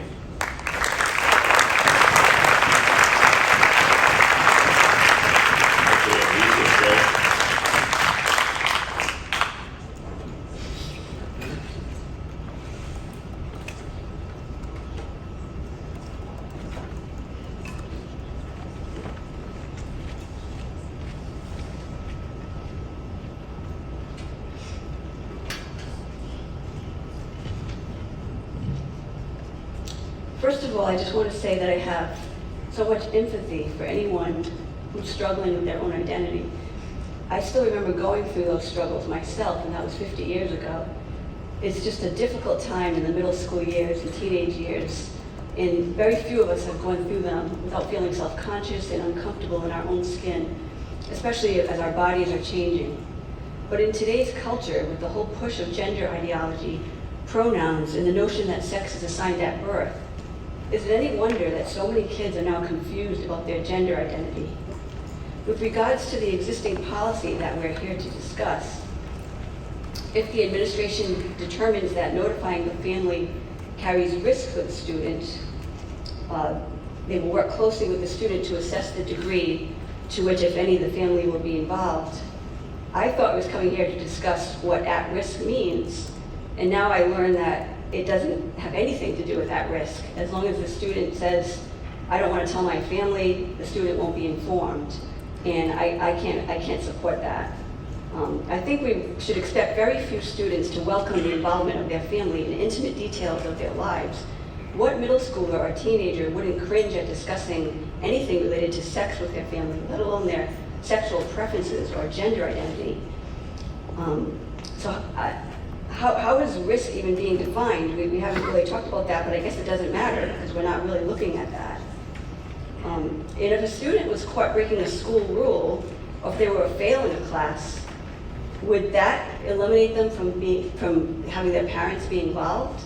I don't think that would. And what's the difference here? That student could perceive being at risk and say, please don't tell my parents, they're going to kill me. And we would still say, no, your parents have to be involved. But what's the difference between that and this situation where here, a child could have suicidal ideation, and that's something that the parent needs to know. So I don't understand the difference, why we would not inform parents of these reasons. In Rhode Island today, state law requires parental consent for anyone under 18 who wants a tattoo or a piercing, and the parent must accompany them.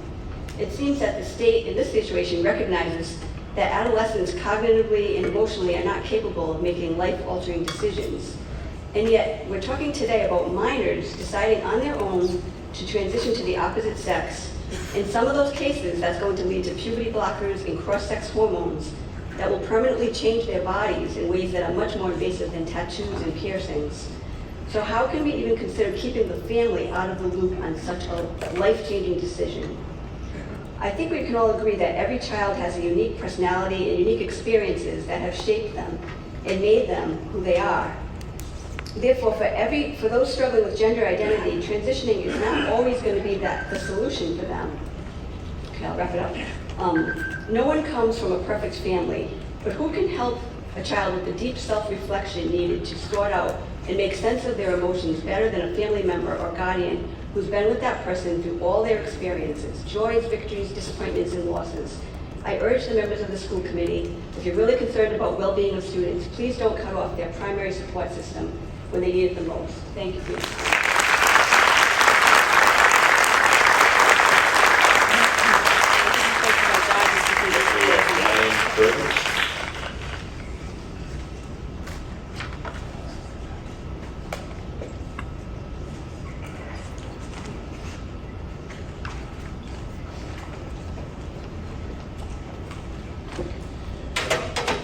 Morning. I just wanted to come and address the committee and let you know my thoughts on the policy. I believe that biological males and females should not be sharing bathrooms, locker rooms, and agree with the chairman that students should have the option to use bathroom free from the opposite sex if they choose. As far as notifications to parents, the way this whole thing was framed in like social media and stuff is that parents want the school to out their children at the first mention that they may question their identity or sexuality. But from the policy, the school is taking an active role in helping that child develop a transition plan from making sure that all the staff in the building use their preferred pronouns, making sure they're able to use bathrooms, locker rooms of their choice, making sure the dress code applies to them according to their preferred gender, and that they're, even on their running field trips, that they're positioned with the group that they identify with. In my opinion, doing this, the school has chosen to involve themselves in a process that will have long-term implications on a child's development and future. If you engage in the activity, you must notify parents, as that has always been the role of parents, and they should be made aware. It's the equivalent of helping a child become a Christian, making plans to get them baptized, and not telling the parents or doing anything like that. I keep hearing about what experts say in research. Parents are the experts when it comes to their children, and we know them better than any researcher. I've heard Title IX mentioned a few times. As far as I can tell, I look it up and it addresses sex. It does not mention anything about gender identity. Sex being male and female, which is assigned prior to birth, it's part of your DNA, and that's not something you can change. Your gender identity you can change, but Title IX does not cover that. And from FERPA, which is referenced in the transgender policy of Smithfield, parents have the right to consent to disclose a person identifiable information on the record, except under unauthorized circumstances. FERPA gives both parents, custodial and non-custodial, equal access to student information unless the school has evidence of a court order or state revoking these rights. And I keep hearing about different agencies weighing in. This is Smithfield. Our government is designed so that we have local representation. The voters and the taxpayers of Smithfield, providing their input, should be what guides the decision on this policy, not the ACLU, who is currently defending a man who raped and murdered a 14-year-old girl. They're fighting for him on behalf that he did not have the ability to transition his gender before he got sentenced to death in Florida. I think they've lost their way, and I think they have no business telling the Smithfield parents what policy is right for their school. Thank you.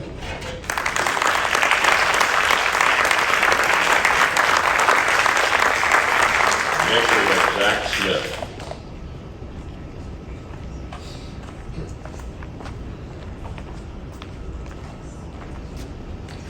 Good morning. I wish the Smithfield school system could spend as much time, effort, and resources on their special education department and program as this topic. As a parent of a child that needs an IEP or 504 plan,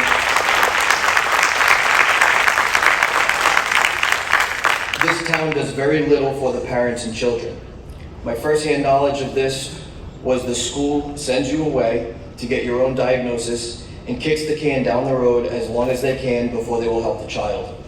Only when the parent goes outside the school and gets a paid-for evaluation can you start to get the help the child deserves and needs.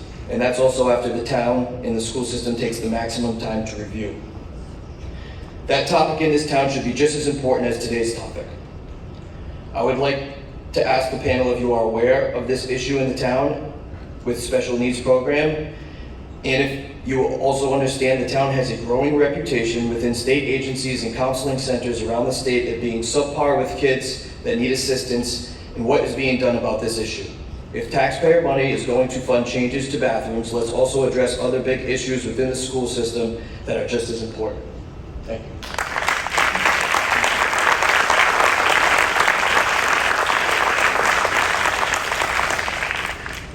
Next, we have Jaye Watts.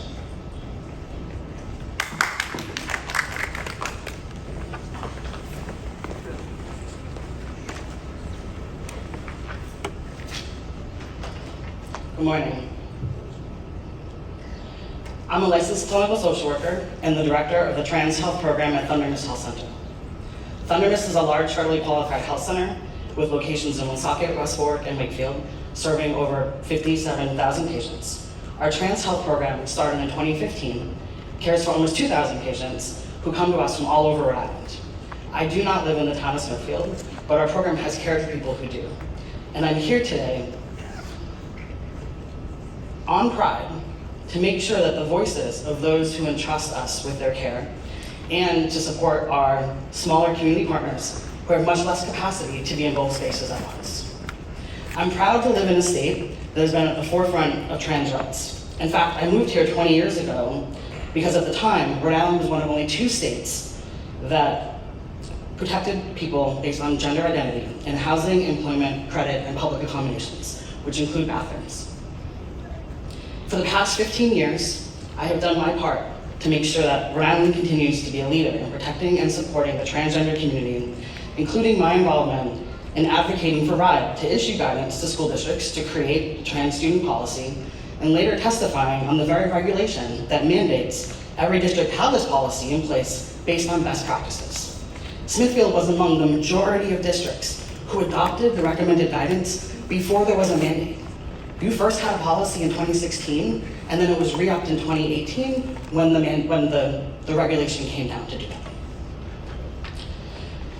We have provided each of you with a folder that spells out the best practices for supporting transgender students, as stated by the National Association of Social Workers, the National Association of School Psychologists, the National Education Association, the National Association of School Nurses, and multiple federal agencies. Also, for your reference, you'll find a copy of the state regulations and the Rhode guidance. None of these professional organizations support outing students to their families or anyone else without their consent. Throughout my career, I have consulted with school administrations from Westerly to Woonsocket, trained thousands of teachers and social workers in the best practices of how to support students and their families in advocating for their rights. Before any decision is made about this policy, I want to extend an invitation to each of the committee members to sit down with me one-on-one to have a real conversation with someone who is both trans and a social worker about how these policies impact our lives and how these practices are best operationalized. This year has brought us an unprecedented national onslaught of anti-trans legislation being introduced across the country. I've been out since 2004, and I have never experienced a fraction of the vitriol and political targeting that the trans community has faced in the past 6 months. To the committee members who are pushing for changes to erode this policy, I'm very close to being done. You need to know that you're taking the bait on an emotionally charged hook to feed a national strategy targeting the very existence of trans people. and that movement is being led by the same people who used to fight against marriage equality and have spent the past 8 years orchestrating a new culture war vilifying the trans community to line their own pockets. You need to take a long, hard look at where the drive to change these policies is coming from and decide what side of history you want to be on.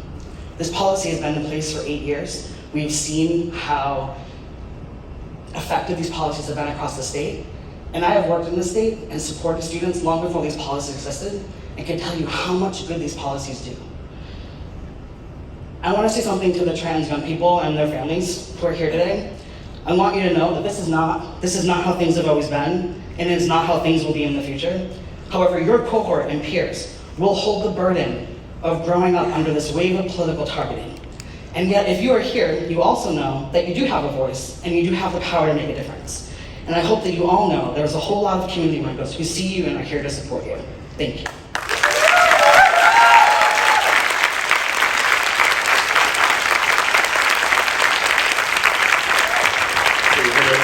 Take a slight break from this. We have a gentleman, Anthony Pitone, who is an attorney with Rhode Island Department of Education, who is here, I guess, to help us out in terms of some questions and/or whatever. Good morning. You want to start with the statement, Mr. Pitone? Sure. Is this working? I'm sorry. Can you hear me? Is the mic working? Is your mic working? Yeah, it is working. Sounds like it is. I can barely hear it. All right. Well, as you said, my name is Anthony Pitone, and I'm Chief Legal Counsel at the Rhode Island Department of Education.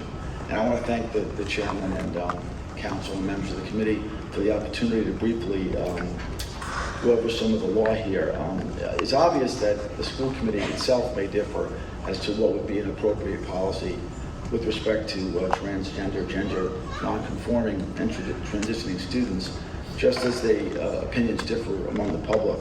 But I need to say before I start that I'm gratified that we're able to discuss this in a civil manner and with some respect for the rule of law and respect both sides of very significant issues that have merit on both sides. I'm here to talk about the law, however, and to quickly begin, in 2001, Rhode Island became the first state, or second state rather, to include transgender people in its non-discrimination law applicable to places of public accommodation. And that has been construed to include restrooms, and although there's no court case on point, may well include bathrooms in a public school. There's also a statute that generally prohibits every state agency that provides services from discrimination based on various categories, including sex, sexual orientation, gender identity, or expression.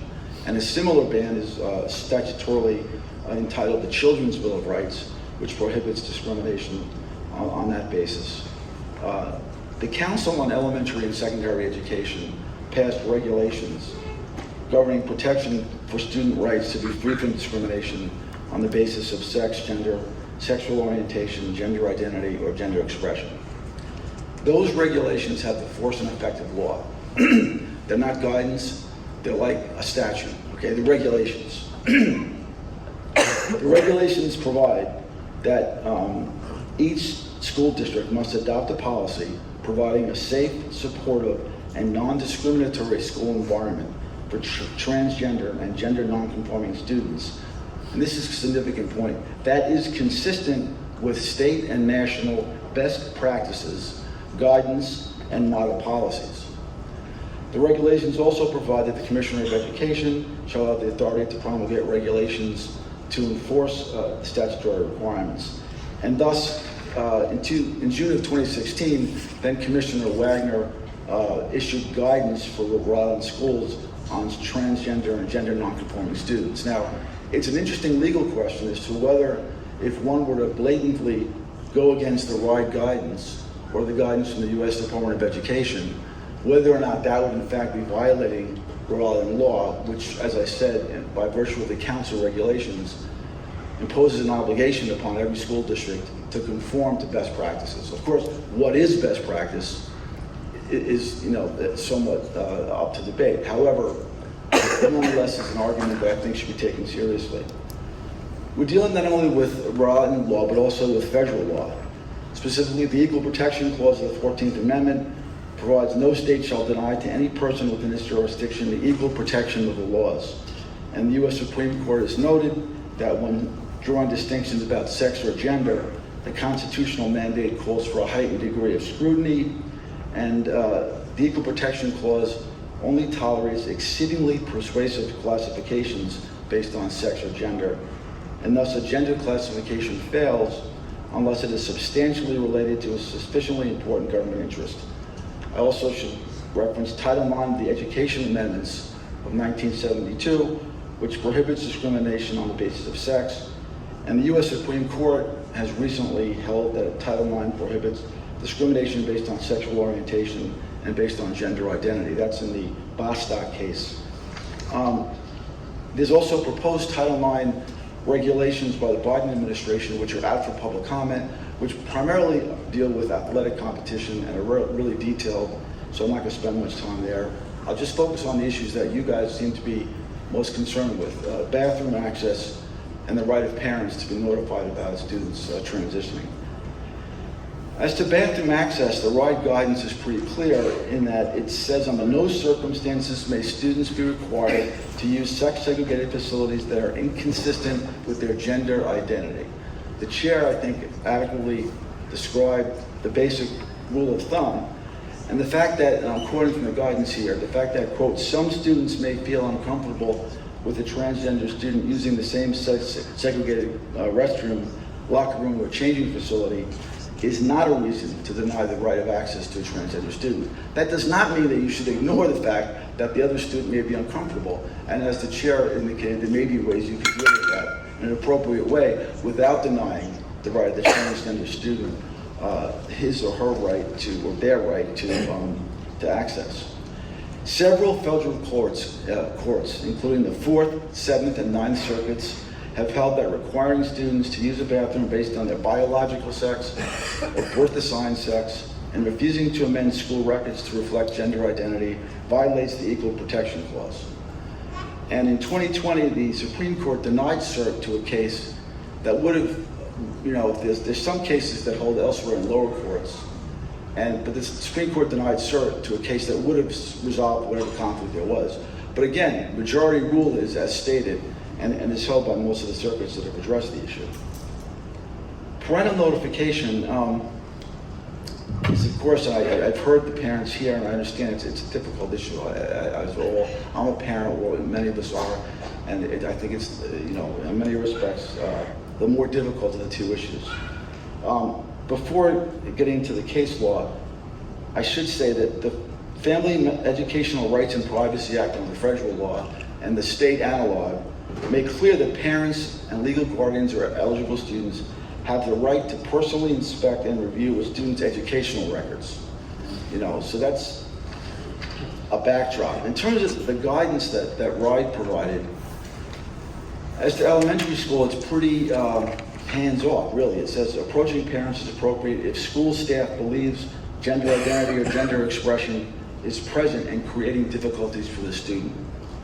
Family and school can identify appropriate steps together. So it assumes that it's not going to be automatic that you're going to identify parents, but that if something presents to the teacher, that would be something that you should do. Did you repeat that just one more time? Yeah. Approaching parents is appropriate. This is elementary school. Right.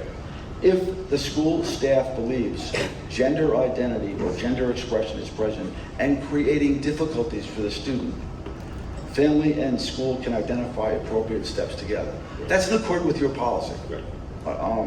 As to, the issue really is with the older children, where they are controlling the access to that information in the event that they don't want parents to know about their situation with regard to this. They are entitled to maintain their privacy under the guidance that the United States Department of Education has advocated, that Rhode advocates, and that's the majority rule from the courts. It doesn't mean that you can't have emphasis on parents. You can't, in most cases, a family's going to be involved, that teachers shouldn't try to get the family involved, but at the end of the day, an older child, under the law that currently exists, and the guidance, has the right to control whether or not they actually are told. And it affirmatively states that you should never discuss the student's gender identity with the parents if school personnel believe it may jeopardize the student's physical or mental safety, which is pretty kind of obvious. There was a recent case in Massachusetts, which was decided just last year, which is interesting. It's Foote versus Town of Ludlow. And parents in that case alleged that during the 2021 school year, staff employed by the public schools spoke about gender identity with two of their children, who were then 11 and 12 years old, and students at middle school, complied with the children's request to use alternative names and pronouns, and did not share information with the parents about the children's expressed preference regarding their names and pronouns. The parents alleged that the school violated their fundamental parental right to direct the education and upbringing of their children. Second, they alleged the school violated their fundamental right to direct the medical and mental health decision-making of their children. And finally, they asserted the school violated their fundamental right to familial privacy. Plaintiffs' parents framed their claims in their context of their rights as parents to make decisions for their children without state interference. In dismissing the claim, which the court did, this is a Massachusetts federal court, which was following the First Circuit guidance in a somewhat similar, but having to do with curriculum. It's a little different case, but they stated, and I quote, "States enjoy a general power to regulate the schools they support. This includes the power to prescribe a curriculum designed to promote tolerance and provide a safe learning environment. While parents do not have to send their children to public school, those who make that choice do not have a constitutional right to direct how a public school teaches their child. Massachusetts has identified a strong government interest in providing all students, regardless of age, with a school environment safe from discrimination based on gender identity." And then they cite Massachusetts law, which is similar to Rhode Island law with respect to discrimination. And they believe, and they said very simply that there is no statutory limitation on the age at which an individual may assert a gender identity different from that traditionally associated with the person's biology or assigned sex at birth, and no exception that would allow a parent's belief to supersede a minority's sincerely held beliefs. That was the court's most recent in Massachusetts. And it's in line with the majority, of course, that face the issue. So that's the quick summary of the law as I understand it. I'd be happy to answer any questions. Thank you. I do have a couple of questions. I'm sure other members probably will as well. The first one is just in general, we heard the discussion earlier here about the differentiation. We have elementary students who are basically up to age 10, maybe 11, versus middle school who are 11 and up, we'll say. And it's hard and fast. We tell them at the elementary and we don't at the middle. Is there a best practice, a reason? Why is that particular date? I mean, I remember just in business law, something about the age of 13 and age of reason and all that sort of stuff. And why? I can't tell you, I can say that I don't have it. The case I just recited to you was a 10 and 11-year-olds. And they were denied, they were given the right to privacy, okay? I'm not here to talk about the merits, but in terms of the law, if you look at the Rhode guidance, they say elementary and they jump right to secondary. Right. So, okay, I can't fill in the gap in terms of, okay. And I'm not familiar with the case, other than the one I just recited, which was really close to home and only a year away, that makes a distinction between a child of 10 or 11 and someone who's much older, although I understand the logic of it. Yeah, I'm just seeing where we draw the line. And again, we have a Rhode guidance, and then we have regulations, which have the full effect of the law. That I understand. As was explained to me by various attorneys, is it one step below the State House passing the law and the governor signing it. And basically, there are a few situations where it's not the same, but in general, you treat it like a law. So now, the differentiation between the guidance and the regulations. Well, again, it's a sort of tricky. Regulations actually have the force and effect of law. They're no different from statutes. And the regulations, in this case, that have that force and effect of law, simply say, and I quote, that you have to have a policy that is consistent with state and national best practices, guidance, and model policies, unquote. Right. So Now, there's where. the RIDE guidance, you know, you could go to a court and say RIDE's guidance is not consistent with best practices, state and national. Well, state it is, because it is state. It is state's practice.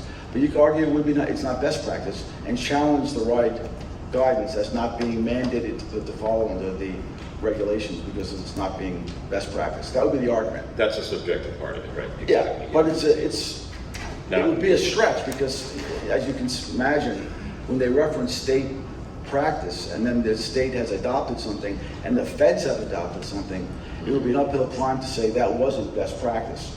Right. I get you. Yeah. Now, another question I have is with regards to, I mean, we're talking big generalities here. Obviously, when we put a policy together, it's more specific. And this is, I'm speaking for one school committee, not yet, okay? You know, we've heard the discussion on the medical transitioning and the social transitioning. And I know some people that social transitioning is bad and all that. I myself make a delineation on the social transitioning. The minute an individual has to use a different bathroom. And from what we've heard, it's relatively rare, but it can happen. And we're making a policy for not one student, but what can happen per se. So I look at it as drawing a line to say, okay, now everything that we've talked about so far in this policy and in the checklist and all that is going to continue on, but the minute that student asks to use a different bathroom, that's where we let the parents know, okay? And I'll get into my reasoning for it, but as opposed to the change of name, the dressing, the pronouns, any of that sort of stuff, that would be how it is right now. But the minute they want to utilize a bathroom, different bathroom, they now are taking an action above and beyond something themselves, how they're called, how they dress, things like that. And so that's how I'm looking at things. I'm not looking for legal advice, I'm just trying to draw the differentiation between an outright saying, the minute that person comes to that school official and says whatever, you're picking up the phone and you're calling them up. No, that's not what I'm saying.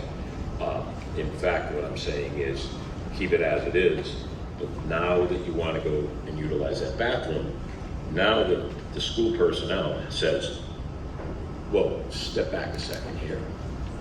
If you do that, now we are going to involve your parents. The other stuff, fine. And so when you're ready to involve your parents, let us know, and we'll involve your parents. So that's the fine line that I'm looking at, okay? Versus let parents know under all circumstances, don't let parents know under any circumstances, you see? So, and that's where I'm looking at the difference between, we'll say, a regulation and a guidance and where that fits in. And again, I'm speaking for one, not five. The only comment I would make about that is the right to use a bathroom associated with one's gender identity. If you look at what gender identity definition in your policy, which is the gender identity definition used everywhere, it doesn't relate to the medical aspect or transitioning. It's a different concept. And similarly, in the majority of cases where they've discussed parental notification, that particular distinction that you're making has not been one that has been recognized. That being said, hasn't been done, right? Right. And I mean, we have had, I'm aware of various court cases that are working through, and I know that in federal courts, one federal court is found this way, one is found this way. Two different areas. And we know that means they go to appeal, and we know that maybe someday it's Supreme Court or whatever. But I'm just talking now on parental notification issues. And so I know that's going to be out there. In fact, it was mentioned before about the Board of Education. And I know that particular case, which is a state case, is now being appealed to federal. So, and I know, it's a fun game for the lawyers, but everybody else, because you got state and federal law involved here. So, That's correct. other members, I don't know. Take all this comment. Sure. Any other questions? Well, thanks again for the opportunity. Thank you.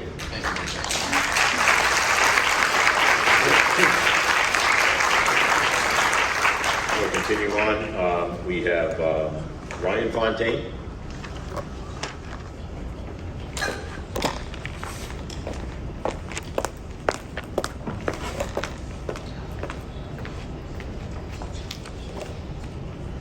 Thank you, Chairperson and members of the committee. My name is Ryan Fontaine, and I'm also here representing Thundermist Health Center as one of its trans health education and policy specialists.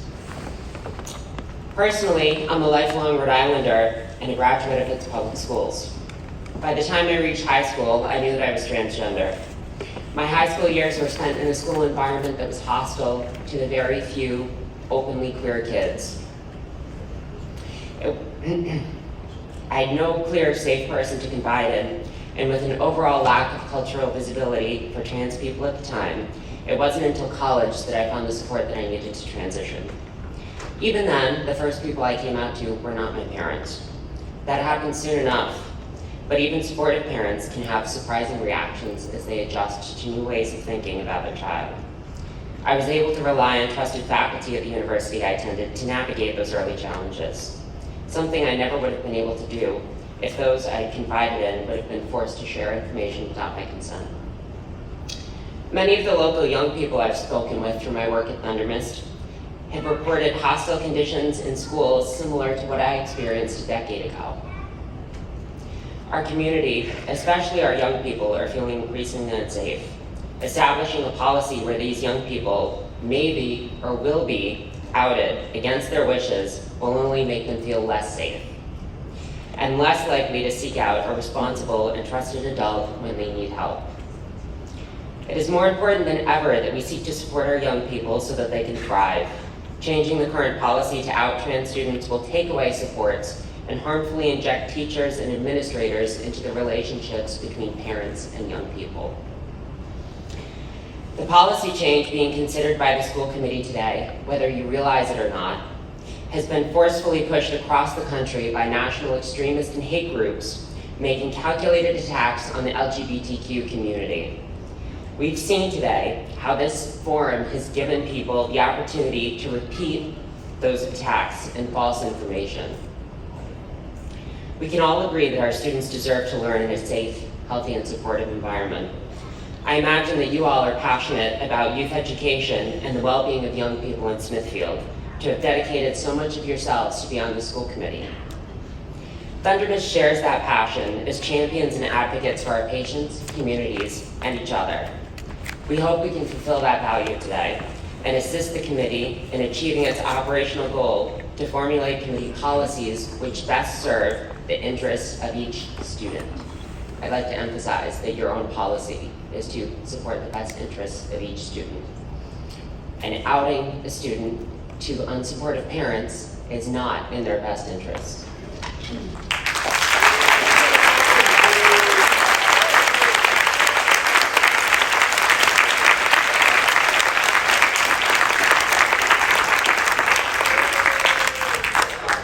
You've already heard from our program director, Jaye that we've provided folders with best practices to support trans, non-binary, and gender diverse students. Those are only a few of the many resources that are very clear. The best practice is not to disclose a trans student's identity to anyone, including parents or guardians, without the student's permission. Smithfield's current policy follows best practices, and we urge you to continue to uphold it.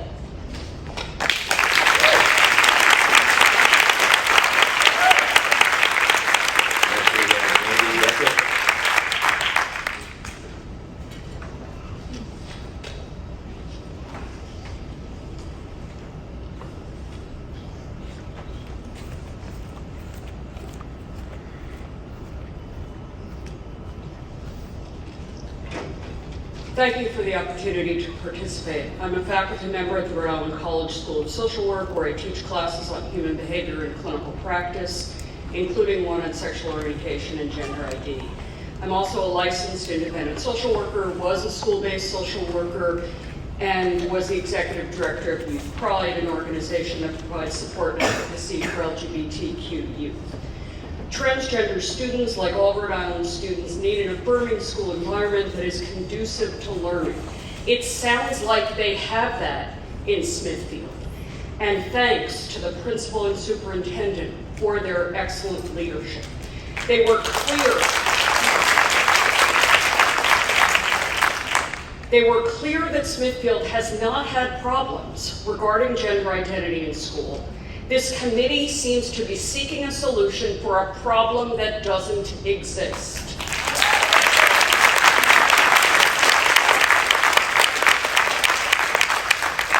Smithfield administrators understand that federal and state law and Rhode guidelines have been enacted based on years of research, best practice, and evidence, and thankfully acknowledge the rights and needs of all students, including trans students. What could be better than that in education? I urge this committee to not let the current national campaign of transphobia to facilitate the adoption of myth-based policy. As a school committee, please let facts and real research guide what you're doing. The reality is that trans students need more support in schools, not less. Research shows that trans students experience much higher rates of harassment and violence in our schools, and as they become the target of conservative activists in meetings like this one, climates get worse, not better. Transgender youth experiencing difficulties not because of their gender identity or expression, it's because of us, it's because of transphobia. This is not about who they are, it's about who we are. We need to be better.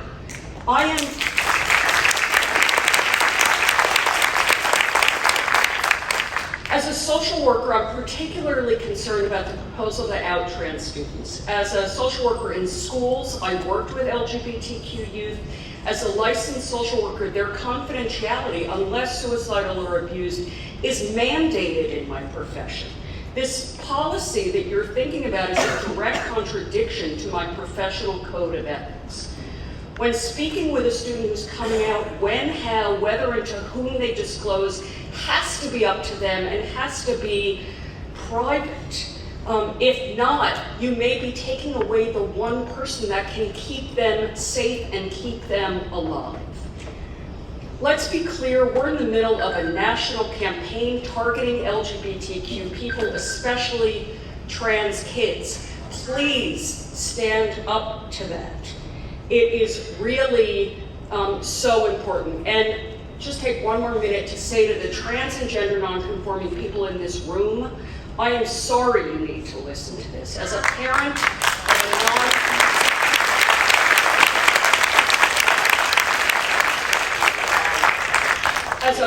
of a non-binary kid and a person who cares about justice for all, please know we have your backs and we will not allow transphobia to take over our schools.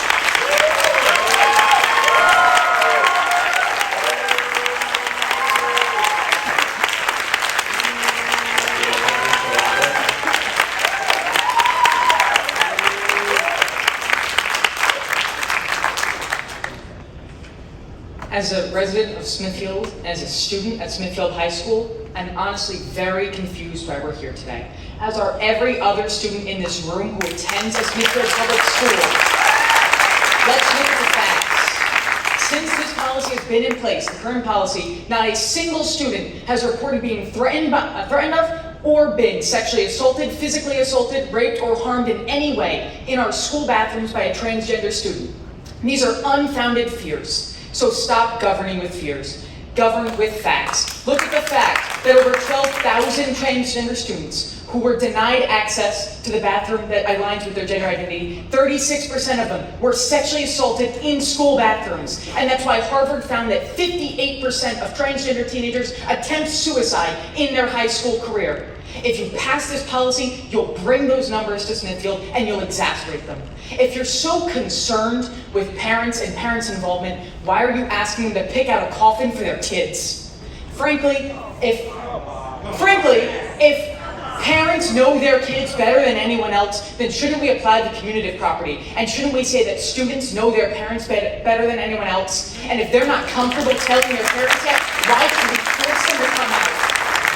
The fact of the matter is this policy to me and so many other reads as district-sponsored bullying. It tells kids that they're illegitimate in their personhood, they're not mature enough in their emotions, and that they're a threat to their fellow students. If another student had said that to a transgender kid, it would be considered bullying. And yet it's acceptable for the parents of this community and our supposed leaders to say that. That's unacceptable. I'm not sure why we're singling out the transgender community right now, because we have no other policy on our books that discriminates against a minority community. But I'm afraid that if this policy starts, this community is the first to be attacked, and I'm afraid which community is next to be put under attack. Thank you.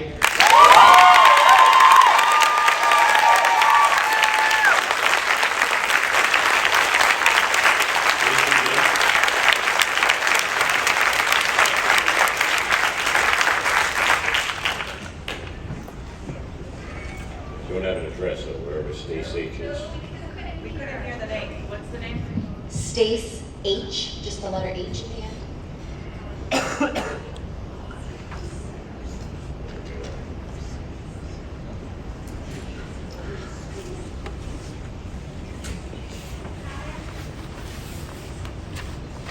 Just have your address for the record. No, I'm not giving my address because unfortunately there's people that are, you just can't feel safe giving out your address with this topic, especially coming from experience.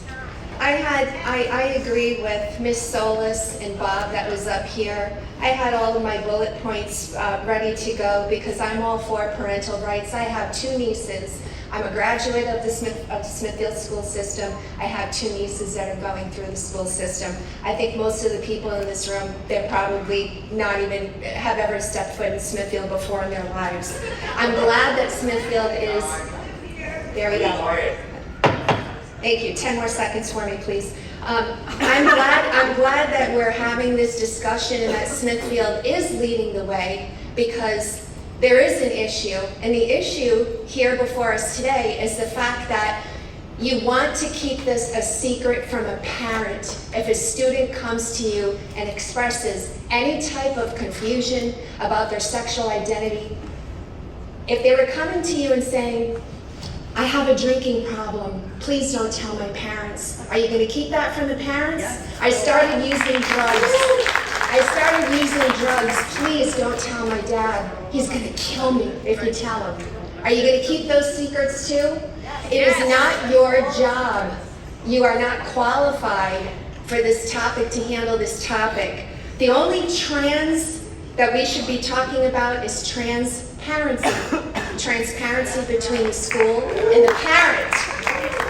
Parents should be informed, and when they have questions or concerns, they should feel welcome and permitted without any restriction to lawfully express their concerns, ask questions, and be an integral part of the school policy making process. I heard the attorney for the school district or for the state, for Rhode, mention a case in the state of Massachusetts. What about other states? What about Tennessee and Florida, Texas? What about all of those other states? Why are they always focused on a 10 and 11-year-old that someone made the decision had student rights over their parents? And somebody else made the comment that we've come a long way. We're not like the 60s. We're not like the 60s anymore because this is disturbing today. This wasn't talked about in the 60s, okay? So, Thundermist, federally funded. Thundermist, we don't care, and they're talking about transphobia. We heard comments tonight, the same bullet points, conservative agenda, okay? We don't have an agenda. We are concerned because these are kids that are going through changes, you know that. They're confused about sex, they're going through puberty. Who knows what's going on, they're seeing things on social media. Who's influencing them?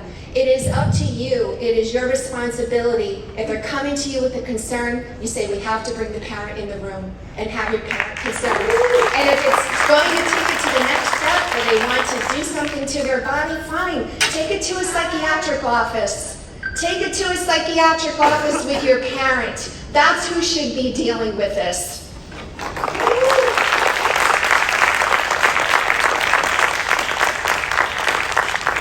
have Josh Joseph.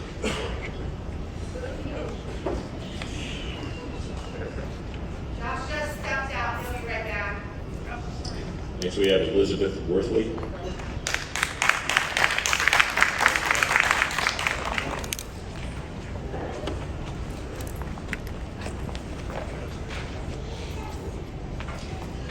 We all agree that it's best when supportive parents are involved. I don't think anyone's questioning that. I think the issue is when non-supportive parents could cause harm to the student. To Henry's point, parents should know their kids the best, but kids also need Everyone, both sides. Can we just be respectful and let people have their... Nothing from the Thank you. Both sides. Thank you. I appreciate that we've had some people up here speak, parents and experts. We need to listen to the experts who do this every day. We need to listen to the law. There are numerous examples from state and federal educational organizations. Don't worry. I don't want to have to interrupt this. I don't want to have to remove anybody. Please, let's just let people talk. You can have your chance. Please. I am not an expert. I am a parent, and I am asking us to please listen to the experts. So as we've heard from the subject matter experts this morning, social workers, Thundermist, ACLU, legal representation, there are numerous examples of state and federal educational organizations and laws that cite precedent supporting and reaffirming that students' privacy rights legally take precedent over parental rights. I agree with another speaker that we are spending too much time talking about this topic when we should be focusing on improving our special education and other resources in town. We're talking about a policy that the administration and the students have confirmed with us is working fine. It's working well. We aren't having any issues. So let's focus on special education. Let's focus on offering equitable educational opportunities for all students. My question for all of you is, as we've heard from multiple people, if this policy is passed and it turns into a lawsuit from the ACLU, the state, or any other organizations, where is the funding coming for this lawsuit? Is this coming from the school department that's already stretched thin with high enrollment, funding that's not keeping pace with increasing costs? Will this come from special education and other resources we need? Amanda, you said earlier that we need more support staff in the school. I totally agree. We can't afford that if we're fighting a lawsuit. Or is this coming from the town council funds, which will reduce town services or increase our taxes? Does any consideration come from about funding this potential inevitable lawsuit? Thank you.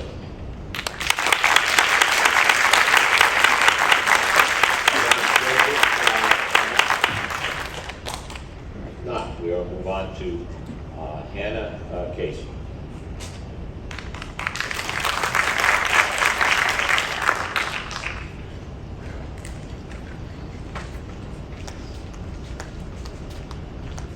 Thank you. I just want to state that I am a parent that lives in Smithfield. I have 2 children in the secondary schools currently. I'm not sure if you are able to answer a question I have currently, or do I just speak a question? Will you be able to answer one? You can call the question, and when we discuss, we can maybe answer it on the defense. Okay, my first question is, who inherently is it most at mental and physical risk if we change the policy to, let me put this better. Who is at risk if we leave the policy as is and do not force out a transgendered student who does not want their parents to know for their own reasons? Are you able to answer that? Who do you believe is most at risk? Well, when we have our discussion, we can talk about that. Okay. Whose guidance are you following when you ultimately decide to add a change to a policy that does not seem to have any current issues as stands right now? That I can't answer for you. You don't know. The 5 of us have made all decisions on policy. That is one of the few requirements of school committees that they have to do is make policy. And so we make the policy. We take input from the public. We take input from educators. We take input from outside sources, etc. And we are the ones that are responsible for the policy to make the policy. Okay, I appreciate that.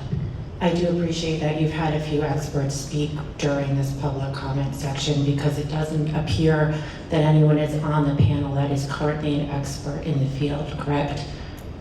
No. Okay. So I'm hoping that you are listening to us. We are the ones that make the policy, so from that standpoint, we're the ones that the expertise lies with, taking in all the considerations, not just one set of facts. Okay. So if there is a change to the policy, I will ask you to please consider who is more at risk by forced outing a student who asked not to be to their parents. Are we more concerned with the parent, or are we more concerned with the student? Don't think you are going to answer me right now, but maybe this is something you can consider if you're considering adding any changes to the current policy. I also had other questions about where the funding for inevitable lawsuits will come from, but Beth has just addressed that, so I don't need to do that as well. Thank you.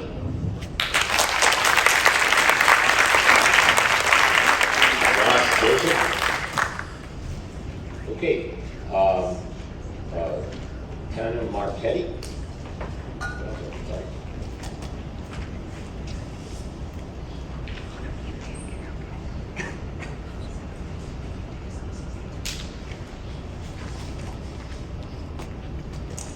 Hi, my name is Tanna Marchetti, and I'm both a parent of elementary school age children here in Smithfield, as well as an educator and GSA advisor at the middle school. I came here to advocate for both my own children as well as every student who walks through my classroom door. As I've said at prior meetings, as well as numerous others have brought up as well, LGBTQ youth having a trusted adult in their life has an undeniable positive impact. There's been a lot of discussion today, and it would be impossible to make every point I'd like to, but there are a few responses I'd like to make. First, our parent-teacher conferences are about 4 minutes long, and I assure you that parents are never asking about bathroom usage in them.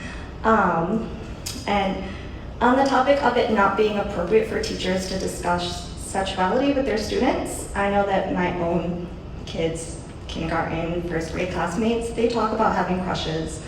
My students in middle school, they're in relationships, and I think the fact that we're not seeing that as a discussion about sexuality, that shows the inherent bias that a lot of people have against LGBTQ youth. We only see it as sexuality if we're talking about a student coming out as gay or identifying as bisexual or being trans. And I think that really is what the underlying issue that a lot of people have with this policy. It's that there is that inherent bias, and that is what people are speaking of, and that's what they're clapping for. And I think when we're thinking about the students and what's best for them, you want to really take into account what they want. I've had the pleasure of teaching a lot of amazing students that are in this auditorium right now, and I know that Henry said that what the students want and the voices that we should be listening to, they're really advocating for keeping the policy as is. I know Mr. Burns has done a wonderful job handling transitions at the middle school. He did a great job on his letter. I hope that all of you have read it. I think it would be important to share with everyone because he really does go through the difference between the middle school and the high school, which I know has been a big point for everyone, that once they go from one school to another, why is this all of a sudden okay when they're still so young? But he explained the process of the middle school, and he even speaks about the positive relationship that the school has had with students and parents, even parents that were not initially informed about their child's wishes to transition, and that the parents are very thankful that they had that supportive community at the school when they were not ready to open up to their parents. I believe, obviously, that everything, how it is written, is in the best interest of our students, of all the children, of my own children. I also know that if my children were in this scenario, I would feel very comfortable with them having someone in school to talk to. So thank you so much. Thank you.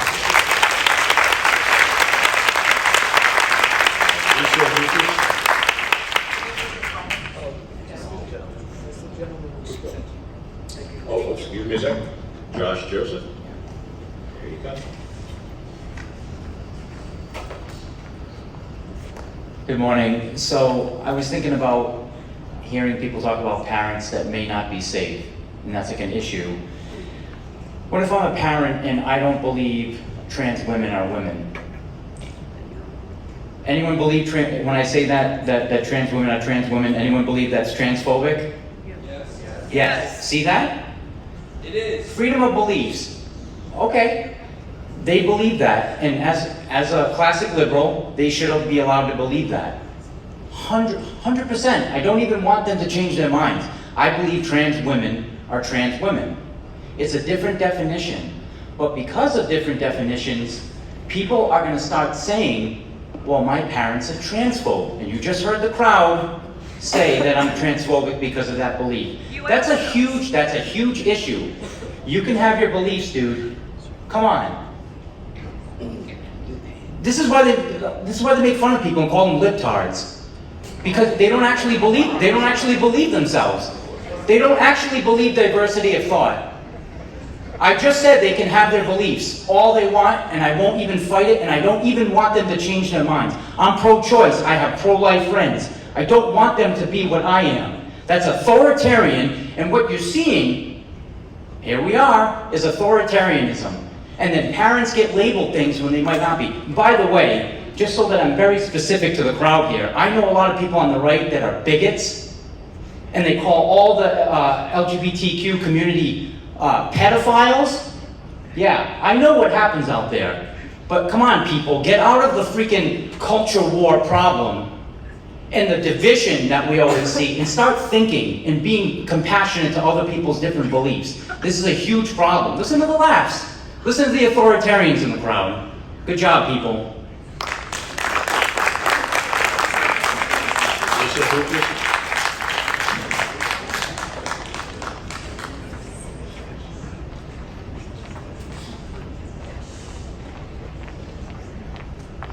Hi, thank you. I actually come unscripted. I didn't actually think I was going to speak today, but I keep hearing comments about the experts in the room. The experts are getting ready for Pride. Pride started at 11 o'clock today and goes all day and all night. And a lot of the folks that would have been here filling up the seats aren't here. I do work with the district on some other stuff. We have an MOU for some healthy relationships, and I work for a nonprofit. And it's directly related when we're talking about healthy relationships and when we're talking about students who don't feel comfortable talking to adults in their life when they might be in an unhealthy relationship. I see it when we're talking about issues and conversations around puberty, where students don't always feel comfortable going and talking to their families. Now, I always encourage folks to go and talk to families. I think it is important. But when a student says they don't feel comfortable, we need to listen to them. And we also need to have another outlet and another space for them to be able to talk to adults and for them to be able to express things that they might even not know what they're going through. They might just need some adult guidance. And so one of the things that I would really love for folks to think about is not to just put folks into, this is why it's important to script stuff, and I didn't do that. But again, I want parents to know that it is important for you to be having these conversations. And if you're having these conversations with your kids, then it shouldn't be a surprise. You shouldn't have to go to a meeting to ask the school what bathroom your kid is using. You should be able to ask your kid that question. If you have a good relationship with your kid, they should be able to feel comfortable telling you that stuff. This is not stuff that you should be finding out in middle school and high school by teachers. If you're active in your kid's life, and if you're talking to their friends, and you're being a part of their life, then none of this stuff should be surprising. But when you are not, and when, parents are sitting here, your kids know you're sitting here. So they're not gonna feel comfortable going back and talking to you about these things that you have already put a hard marker on. The last thing that I would share with you is early on in my career, and I know, these one-off stories aren't great for lots of things, but in terms of why I'm here as an ally, I remember early on in my career sitting next to a student who was forced to tell their parents after a conversation with the guidance counselor about their sexuality, not necessarily their gender, but about their sexuality. And this student was just thinking about it, wasn't even sure, they were just questioning their sexuality. And the school felt it was important for them to tell their parents. And that student showed up the next day, lifted their shirt, and had belt wounds across their back because that parent thought they were gonna beat that sexuality out of their kids. That school thought that that was an important conversation to have. Now, that is not in this district, but it is in Rhode Island. And I think of that. I think of that student, I think of that conversation, and I think of that, that parent who would rather beat their kid than listen to them and love them unconditionally. Thank you.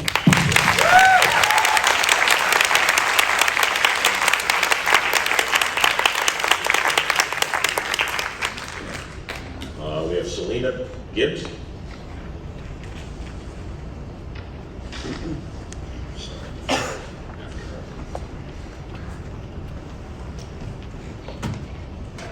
Hello everyone, can everyone hear me clear? All right, yes. Hi, my name is Selina Gibbs. I am from Sojourner House as well. I work as a school-based advocate and I provide intervention and prevention when it comes to interpersonal violence. And I just want to go back to how explaining about being an ally.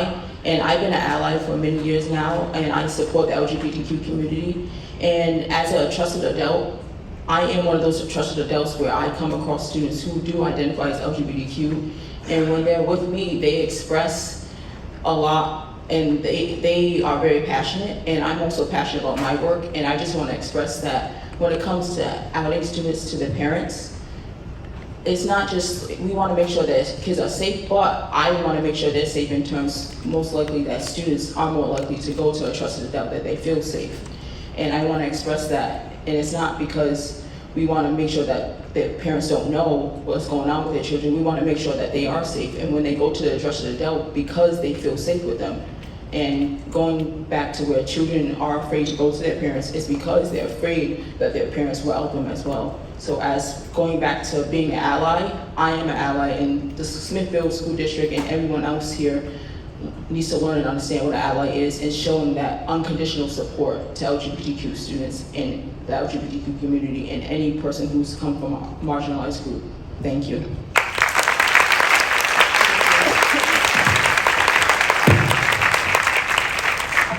Next is Ellery Corcoran.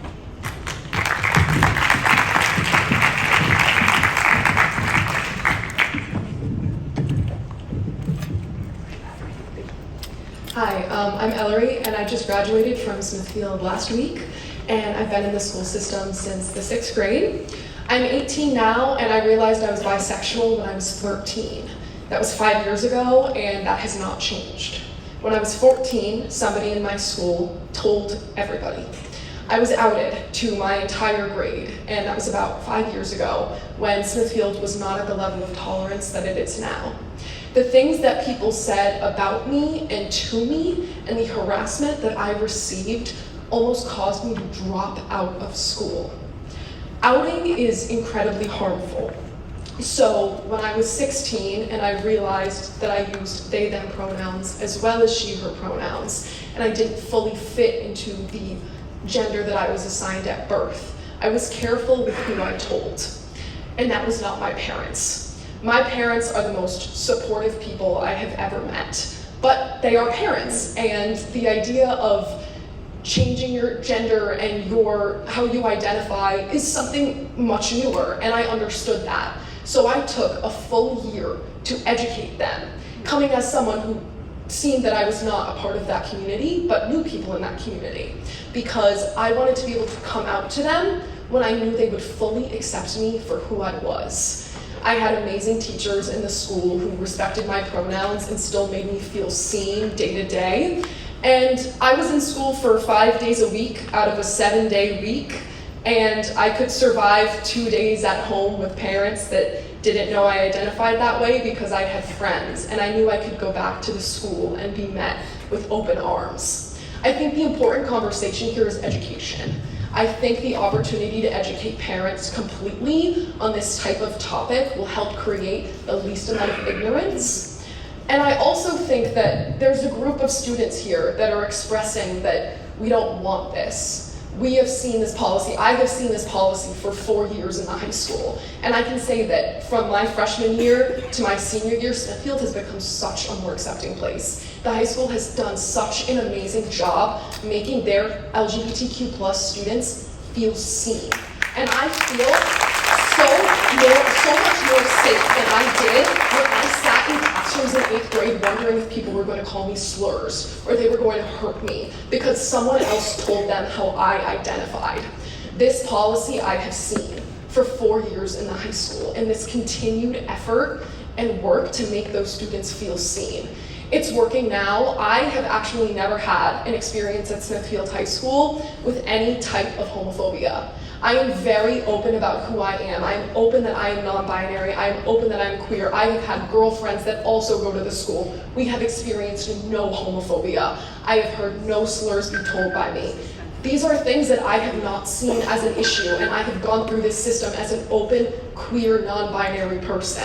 I think this policy has worked for us and made these students feel the most safe they can. And we are all here, all of these students, to tell you that we want this to stay as it is because this is how we feel safe. And we are the most affected by this policy, not the parents, the students. Thank you.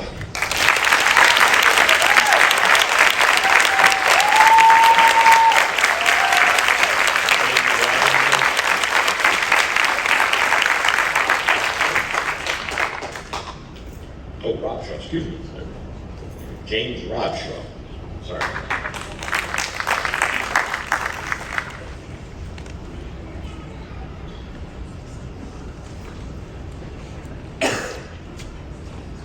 Hi, Smithfield resident for 25 years. Had 2 boys that went through the school system, and we were privileged to have them coached by Coach T and supported by Mr. Kelley. And we experienced a great school system. And up until pretty much this, I felt really confident in, Smithfield as being a very open and safe place for everybody, for all children. I didn't really appreciate the hit pieces on the ACLU. I'm a proud member. And I had really good parents, but like Ellery spoke of, they're parents, and they, as far as like secrets and things like that, I had mine, and but it's not up to an entity or a person to out a child. That's the child's, and only the child's right is to declare themselves to their parents or to other people. It's not nobody else's business. And I heard that the school keeps secrets, that the superintendent and the principal, they're keeping secrets from the parents. They're not keeping secrets, they're supporting the child. And eventually, the support that they give the child will make it possible for them to tell their parents in their own time, in their own way, when they're ready.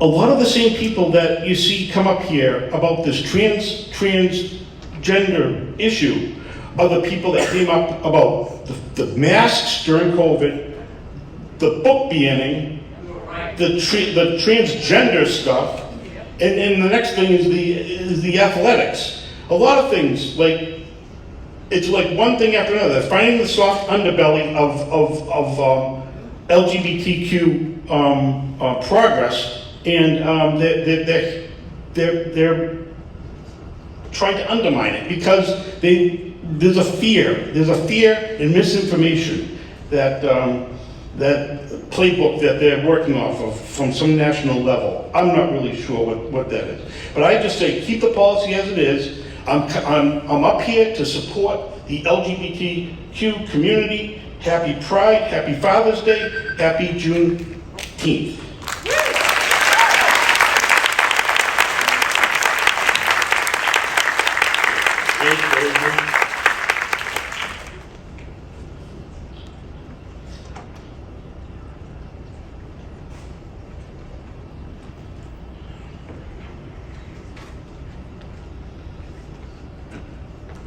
Hi, I have 2 children in the Smithfield school system. I've been here for just about a year. I appreciate you all taking the time to listen to everybody. I find the idea of signing up for an open forum and having the time to say whatever you want authoritarian to be one of the most funny things I've heard in a while. I'm not an expert. I think folks from the ACLU and Thundermist said things really put it well.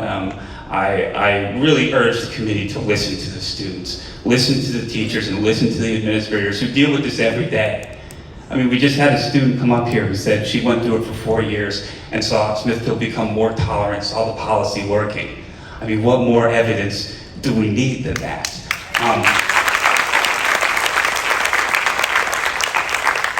I have a brief personal story about why kids might not want to tell their parents. When I was 22, I got my dream job in New York City working in television. But it was $10 an hour, and I couldn't afford anywhere to live, so I lived with my aunt and uncle in Long Island. And my cousin, he was 24 at the time. He came out to his friends first as a gay man. He came out to his brothers, and then to me. And those experiences were very positive for him. And he felt because those experiences were positive, he was ready to tell his parents. I was living there at the time, and he decided to tell his parents one night at dinner. His father threw a glass against the wall. His mother called him disgusting, called him shameful, said you should be ashamed of yourself, tried to pull me into it, told me that don't you think what he does is disgusting? And I don't, because that is none of my business, okay?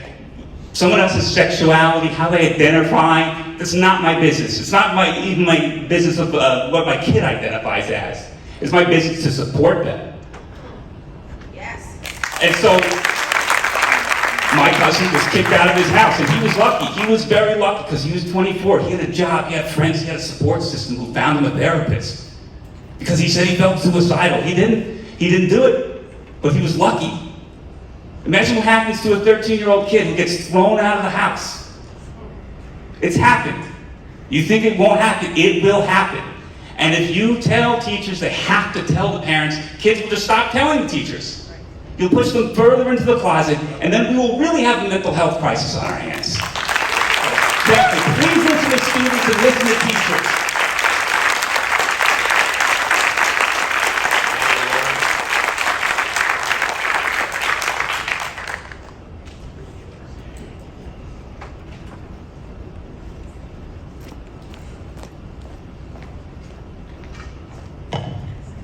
Hello. I just have a comment. The gentleman did say it's his business to support his child. When you leave the parent out of the equation, we cannot support the child. And then I heard other things, transphobia. We keep being called that. Bigots, I think some of the panels have been called that. And if you don't know the panels, a lot of the people on the panel have a diverse family, okay? I have a diverse family. We have a lot of diversity, strong diversity in our families. So I take, offense to that because this is not about gay or trans people. It's about transparency for parents so that we can come alongside. I'm a school nurse for 21 years. I've had to make a lot of phone calls on vaping, drugs, fights, truancy. I've been in a lot of meetings with it. I've had a lot of kids cry, please don't call my parents, as the police officer's emptying their book bag. Please don't call my parents. They're going to kill me. They were not killed. As a matter of fact, I said, tell me why you're saying that. This is what an adult does. Why are you saying that? Tell me a little bit more about your dynamics. Well, they won't talk to me or they're mad at me. Well, what do they do when they're mad? Nothing. Take away my Game Boy. This is a fallacy that kids are getting beat for this. I had to, again, this has happened to me many times.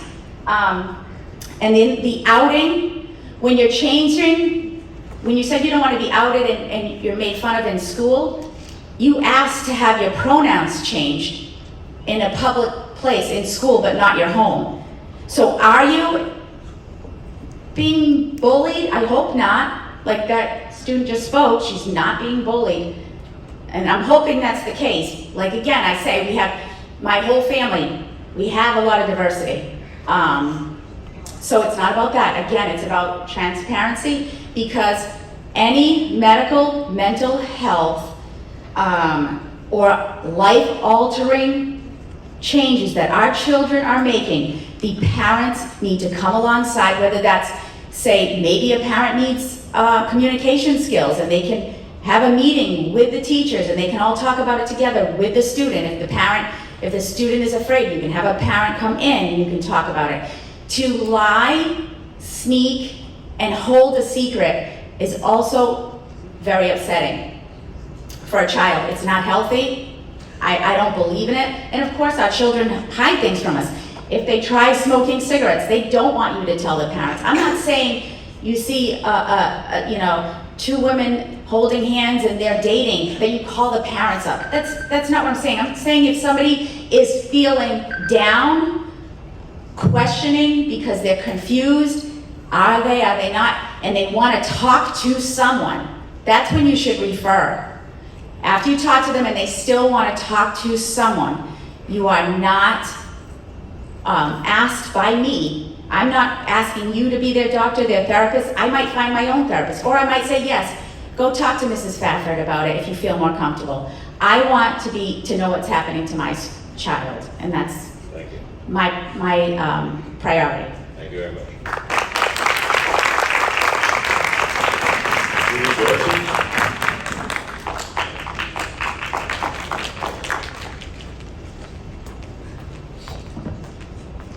Hello, so I am here on behalf of my 3 kids. I'm going to take this out because it keeps going up and down here. So I have 3 kids, all who are in the Smithfield Public Schools or who have graduated. They're 22, 18, and 15 now. They're all thriving, thank you, Smithfield. And my husband and I try to be very open and supportive, right? Come to us with any problem, come to us with any concern, come to us, we'll support you, we'll guide you, we'll be there for you, we will love you no matter what. Guess what? They didn't always feel comfortable talking to us, the wonderful parents that we are. So I thank God that they were able to find counselors, administrators, coaches, teachers within the Smithfield Public School system who they could talk to confidentially, who they could go to and have conversations about whatever they were feeling, whatever they were experiencing. Because if you think that the kids are going to tell the parents everything, they're not. I didn't tell my parents everything. You probably didn't tell your parents everything. If you change this policy and take away that lifeline for the kids, that adult that they trust, you are putting them in a bad place. My husband and I know that we raised our kids right because they can look at all the adults at Smithfield and they can find the ones that they trust. They can find the ones that care about them. They can find the ones that they know will be confident, hold their confidentiality, guide them. They're not guiding them away from Stanley and I, they're guiding them towards us, if that's appropriate. They're helping them make decisions. They're helping them, I want to take that back because I don't want that coming back to me. They're not helping them make decisions. They're listening to them. They're guiding them. This is my own 3 children's experience. They're referring them if needed, right? If they needed to see a counselor, if they needed to see a social worker at the school. Every person that they've encountered, that they have gone to, has guided them that way. Sometimes the things came back to Stan and I, and guess what? Sometimes they didn't. I may never know about that stuff until they're 30, and that's okay. Because we raised our kids right to find people that they trust, to find people that they connect with. And there's no way that I would think that my kids are going to tell me everything. Anyone out here who thinks their kids are going to tell them everything, you're living in a dream world. They're teenagers, their peers mean more, and when you were saying that schools don't have as much of an impact, we have such an impact on the kids. We're with them, yes, this shorter a time, they're at home longer, but as Tony said, we got coaches who are with them all the time. We've got mentors who are with them all the time. The schools have a significant impact. They need to have people that they trust who will not go to the parents and out them. Do not change this policy. Keep all kids safe.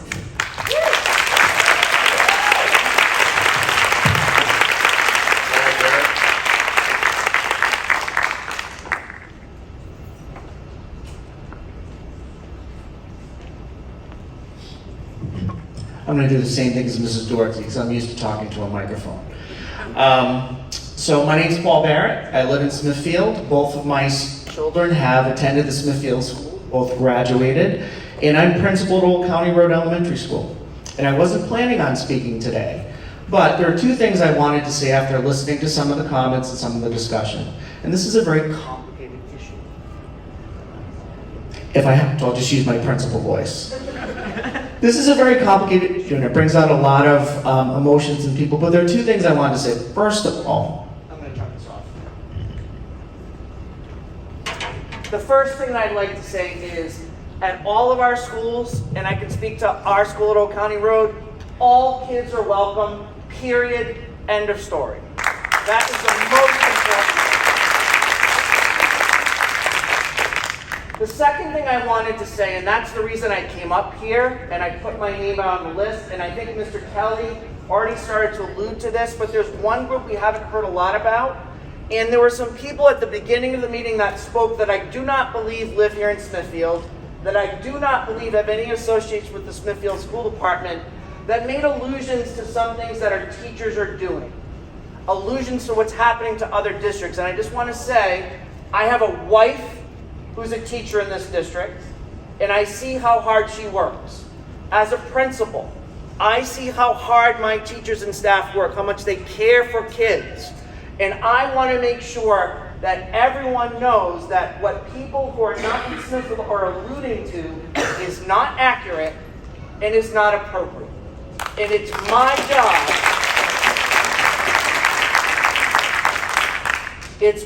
job, as a school leader to defend my staff when those types of things are being said that are not accurate and that are not appropriate. So thank you.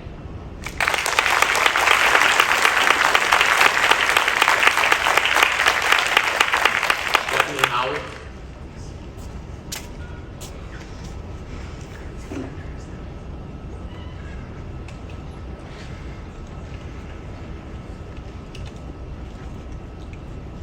Stephanie, you have a principal voice. You don't have a principal voice? 1, 2. All right, I don't have to be principal today.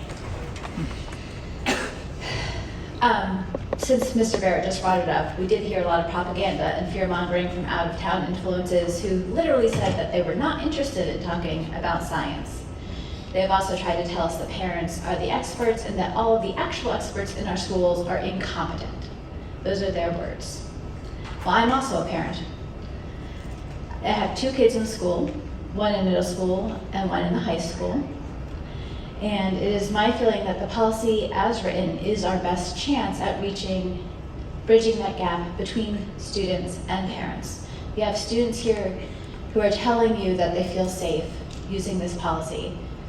In contrast, you have parents here who are arguing for parents' rights, but are also comparing being gay to criminal activity, who are comparing being gay to making bad decisions. Whether you're gay, whether you're trans, that's not how you communicate that is a decision, but the fact of who you are as a human being, that's not a decision, that's just who you are. And comparing that to smoking marijuana or drug use, to criminal activity where the police are getting called, that's just shows you how disconnected these parents are from these actual topics.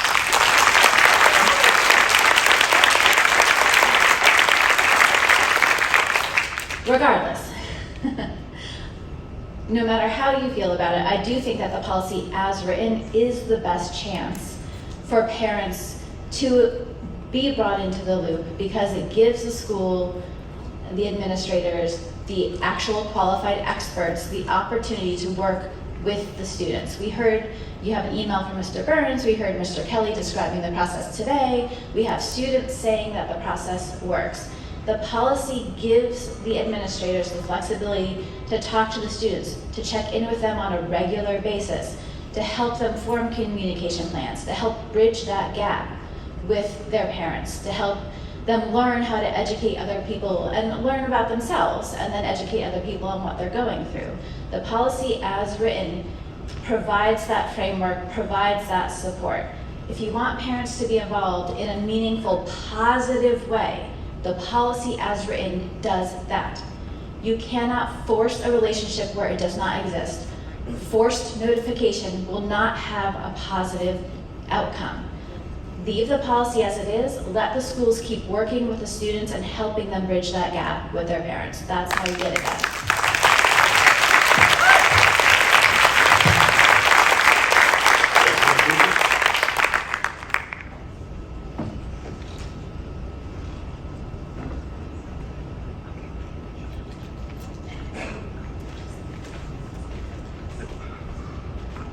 I don't have a principal voice, so this is working, thank you.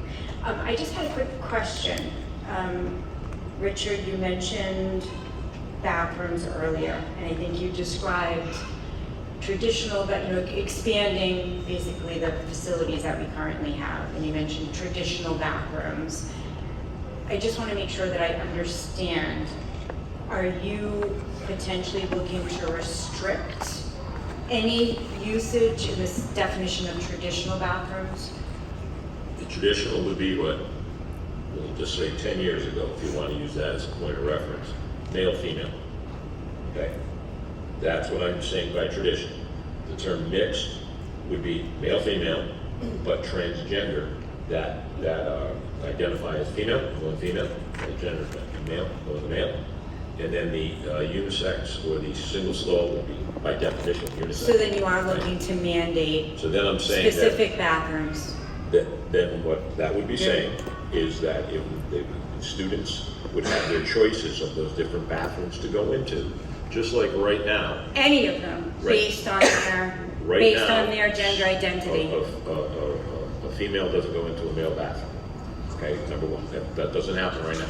I don't consider that a restriction. It just doesn't happen. The gender that they A long time ago, we had a identify description from our attorney. The gender that they identify with. That's what I'm asking you. What I'm asking you is, am I hearing correctly that any student based on the gender that they identify with would be able to use the bathroom that they identify with? That they can use any bathroom? In other words, they can use traditional bathroom? No, that So you part- are looking to mandate restrict bathrooms? That part is what I'm saying is the male-female would be the traditional male-female. That's all. The mix. So by would be traditional, just describe the definition of traditional, please. the male-female. That's like I said, go back 10 years. That's what it was. 10 years. It's what we knew. It's before somebody identified with transgender.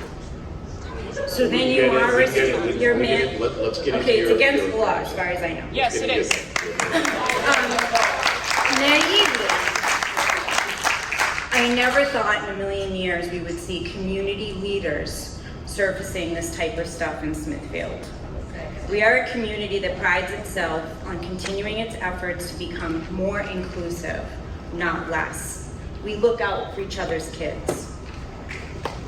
These policy changes are number one, against the law, and number two, against best practices that support the health and well-being of children. Apart from the laws that protect these students, let's be clear about the experts that shaped the current policy and have provided literal playbooks and guidance with proven positive outcomes. Aren't school committees supposed to be helping to increase learning and safe learning environments? Apart from everything else, which should in and of itself be enough to not move forward, has it occurred to you that sending a message to students that it's okay to go against federal and local laws isn't a good thing? How about the message of not supporting the hard work of the teachers and the staff and the resources and their efforts day in and day out to create trusted and safe spaces for students? How about the message of not leaning on, weighing heavily, and prioritizing reputable expertise in data? Isn't this what we teach every day? Isn't this what we want? Thank you.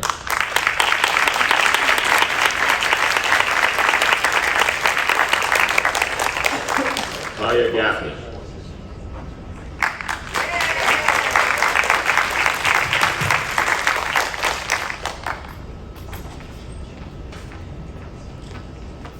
Good morning, my name is Daphne. I'm a student at Smithfield High School. I co-founded the Middle School Gender Sexuality Alliance last year, and I'm a member of the LGBTQ community, so today I'm speaking with that experience in mind. So first, I would like to take a moment to just thank my teachers and my school staff who make me feel safe. I feel safe in my school. I feel like I can be who I am without worrying about what people are going to do to me, about being hurt in school because of that. And that is because of the relationships that teachers have funded with their schools.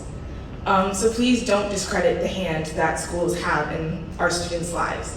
When I have a good day at school, I have a good day at home. And when school is freaking me out, I'm stressed about a math test, I'm stressed about a math test outside of school too. So if I'm stressed about my teachers outing me to my family, people who don't, and I'm very grateful my parents do support me, but if I were worried that my teachers were going to out me to people who don't support me, I'm stressed about that 24/7. So at 15, I'm a 15-year-old, I complain about school all the time, but at the end of the day, Smithfield is really, really incredible. Our schools are really, really incredible, and that's because of the teachers. So please don't ruin this school for me, because this school is a family. So by taking away this trust, you're ruining it for your students, for the people who you choose to protect, your schools, your family, your friends. You're ruining it for everyone. As a side note, sorry, I did not plan on speaking today, but as a side note, the implication that the 60s were a better time than they are now is horrific. And I don't want Smithfield, this town, that I love, to be following the example set by Florida and Tennessee, a place where it's unsafe for community members. I'm not illegal, our community is not illegal, being gay or trans or part of the queer community is not illegal, so comparing it to drug use and theft is horrific. And that language scares me. It scares me and makes me afraid of this town. I've been in the school system for 9 years, but if this policy changes for the worse, I don't think I'll be continuing for the next 3.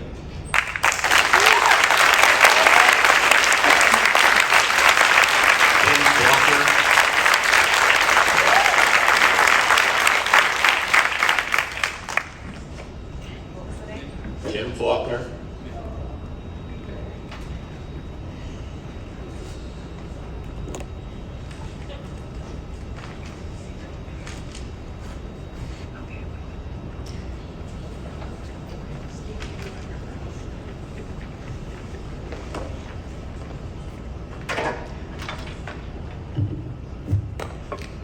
Thank you, members of the committee.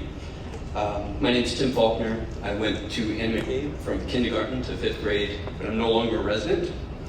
But I do think the outsider perspective is important.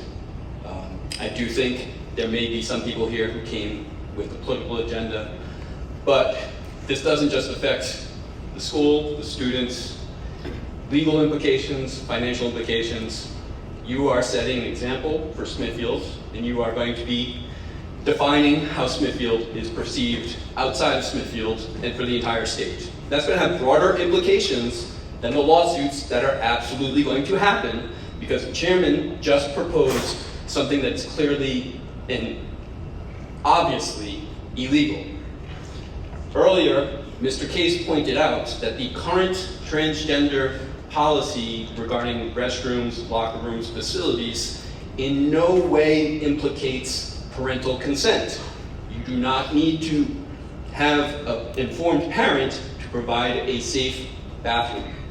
Yet somehow we're using the need to rebuild bathrooms as a way to explore this political ideology that is, yes, it's a culture war, whoever said that back there earlier. But who's being hurt? This policy has already been in place for 4 or 5 years. You cannot even understand, we haven't even been able to point to an example of where this policy has actually been implemented, never mind where it has caused harm and needs to be modified. So what are we doing here? What are we doing here? Also, the topic is supposedly just about transgender policy, but clearly it's not. And clearly it extends outward to sexual orientation and is a bigger issue for some people. Let's talk about a couple of things that unfortunately aren't being said. Smithfield is a small, tight-knit community, and currently the committee is composed of a body that was elected by the general population, but that committee does not have the support of the committee, the school administration, the principals, the superintendent, the teachers, the vast majority of the students, the vast majority of the teachers, the vast majority of the town. Why are we changing anything? Part of the arguments that I'm hearing from the side that opposes the view of being as inclusive and protective of students as possible is that we're being disrespectful, or that we're name calling or we're attacking your culture. But the fact of the matter is, I apologize, but if something is in fact transphobic or bigoted, those words do have meanings, and none of us should be throwing them around. But if you are treating a particular class of people differently because you have an irrational fear and need to push them out, you are excluding them, you are being transphobic, you are being bigoted, and there's no need for it. Thank you.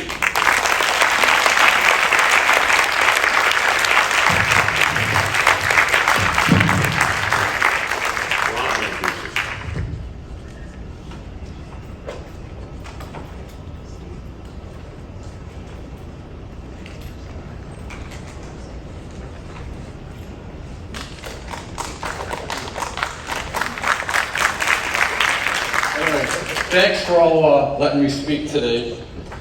Shout out to Pride Day. I know it's tough. We don't have a lot of people here. One of the things I wanted to say is I look out to all the parents here, right? We're always talking about the parents. I know many of you on both sides of the room. We're good parents, right? And I think, like Mrs. Dorsey said, and a lot of the other people come up here, we are involved in our kids' lives, right? We do a good job. But we're never going to know the full aspects of everything going on. And please direct comments to the chair. Sorry, these poor kids, we just want to keep them right. All right. Anyway, we don't want to have that one instance of a child who is outed, who has a bad set of parents. Right? We've heard the statistics. Suicide rates are high. We just don't want, right? And you guys, as Ben said, you don't want to have your hands part of that and tie that for the rest of your lives. All right, and I'm going to change a little bit thing here. We have one committee member here who works with a marginalized community in town. What you're saying is if you change these policies, you're turning your back on another marginalized community. Another member works with a big entity in town. That is all about diversity, inclusion. What does that say about you if you change it to this? And lastly, Mr. Chairman, you gave a speech last Saturday at graduation. Right? Your last words, as you said, keep learning. I hope that what you said to the students also goes to you and to all of us. We should always be constantly learning and listening. Right? And I hope what we're not doing here is not part of a party. I hope what we would be doing is the best interest of the kids. And I don't know how else to say this. I had tears in my eyes listening to Ellery and Henry. If you can't follow what the kids want, then why are you up here? Right? Please, listen to the kids. They're going to all come here, right? They're I'm supporting what has worked, and it has worked for them. So please, keep the policy as is, and I think other people have mentioned, who's gonna pay for all these? Our taxes are gonna go up, everything's gonna be a mess. So please, listen to the kids. Thank you for your time.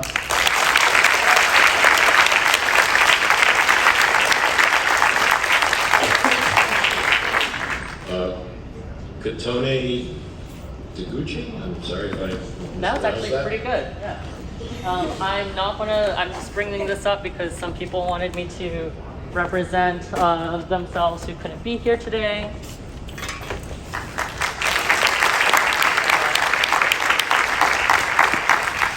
So y'all can see, and then so that y'all can see.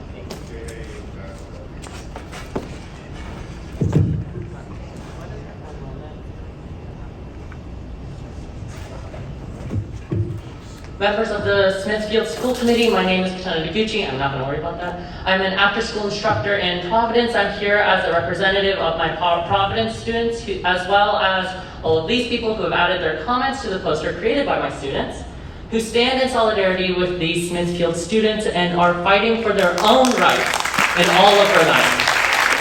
I am part of the environment of students outside the home. You have iterated that you are in support of trans students and their right to self-identify. Other issues have been named by you on the committee and other public speakers that would help create more supportive environments.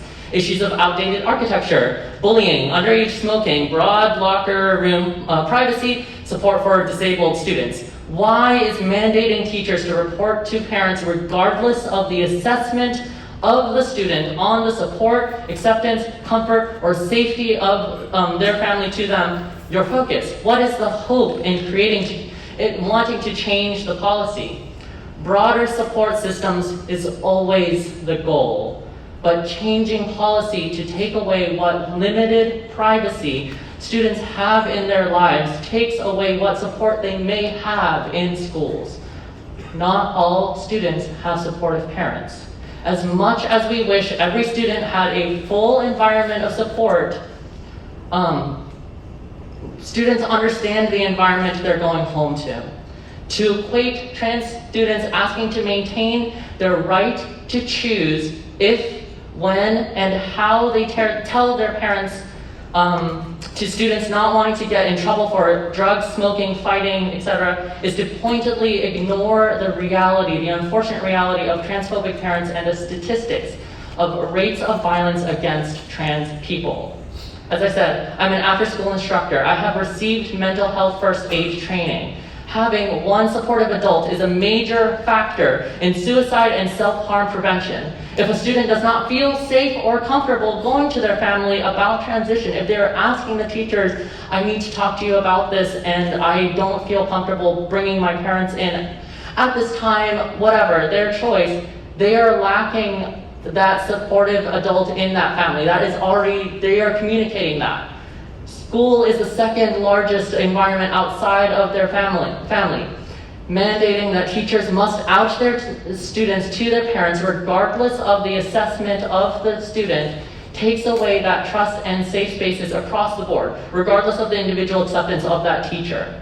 If a student is going through a vulnerable time or coming into understanding of themselves in an unsupportive family environment, are also unable to find a supportive adult in other environments in their life, the likelihood of mental health crisis goes up exponentially, leading to self-harm and suicide. The statistic of high, poor mental health and suicide in trans children is directly connected to this, not to their trans identity. Are we here to create more supportive environments for children, or are we here to align with the rising anti-trans rhetoric against student safety and towards the further isolation of students in the most vulnerable time in their life? Thank you so much.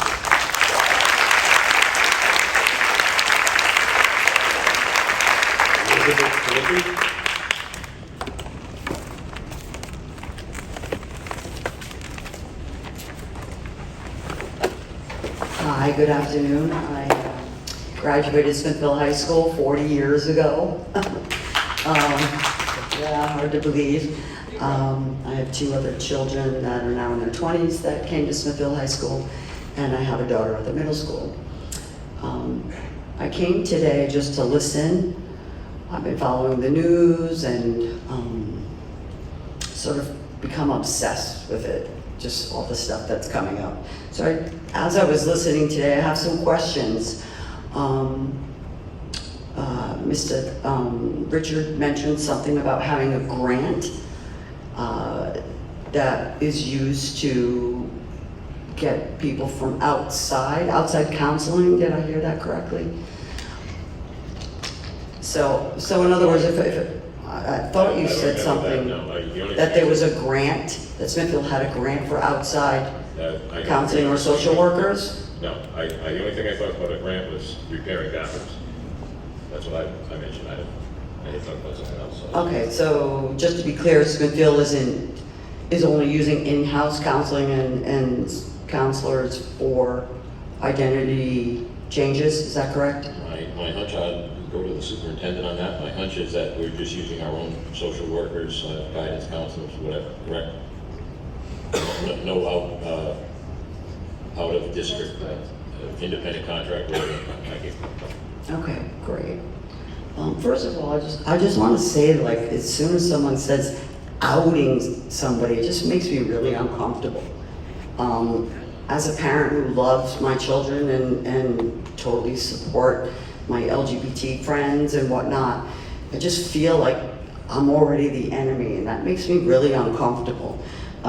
My daughter is 13, and you know, she's pulling away from me, and that's what teenagers do. They just kind of get quiet, and they don't want to tell you what's happening. You know, she came home and told me she had a right to privacy and that, and I respect that. But it makes me sad to think that I wouldn't be included, or that somebody would judge me whether I was capable of handling my daughter wanting to change identities.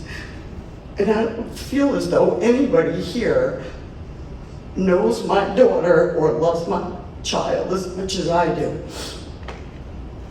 And I find it completely disrespectful for anyone else to have discussions with my family, my blood, about big decisions, about changing identity, and not including me. I think that, I think it's wrong. I think it's wrong for people to be booing parents who have concerns. I mean, who do you think you are? I'm the parent. If I have questions about your policy and I'm standing here, I shouldn't be booed by some opposing side. I'm a parent. I shouldn't be booed and told to, you know, maybe I should move. I mean, I heard someone say that you know, works for the town. I'm not going anywhere. And I'm going to be here at meetings, and I'm going to follow what's going on, and I believe in transparency from the school as far as bullying and what's happening. I'm hearing a lot of stories. Maybe they're stories, maybe they're not. But there is still a lot going on in your schools that other parents might not know about. Videos and black and white, and you know, we still have a lot of things that have not been accomplished. Please wrap it up. Anyway, thank you so much for having this forum today.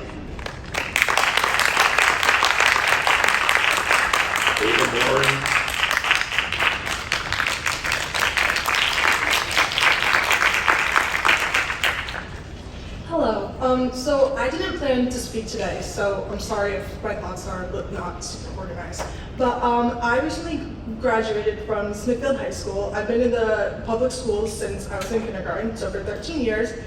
And I am part of the LGBTQ community. I'm not trans myself, but I know people who do not identify as the gender they were assigned at birth. And the policy as it is right now works.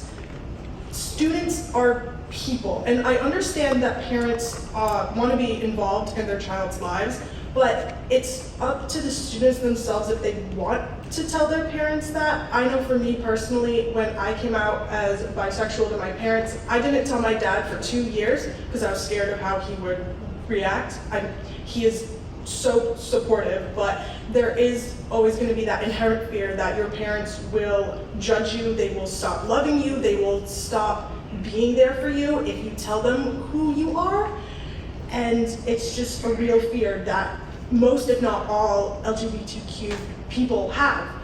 And because the consequences, if they don't support you, are real, and they can be violent and they can really harm someone. And I graduated. I'm no longer in the school system, but I have family, I have close friends, I know a lot of people who still are. And if the policies change, I'm scared for them. I'm scared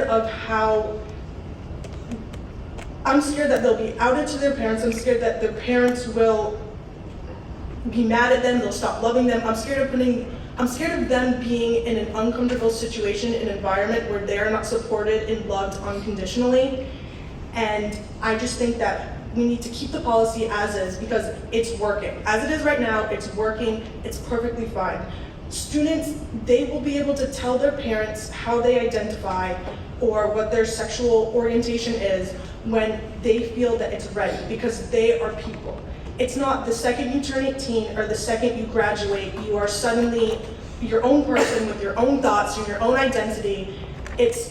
You're still a person, even if you're in middle school, in high school, in elementary school.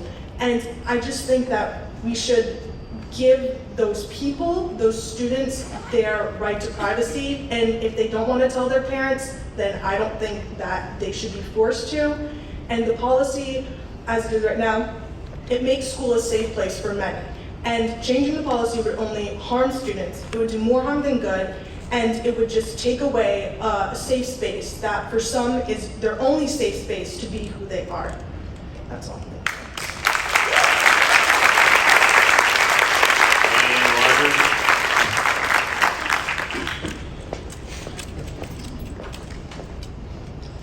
Hello, thank you for the time.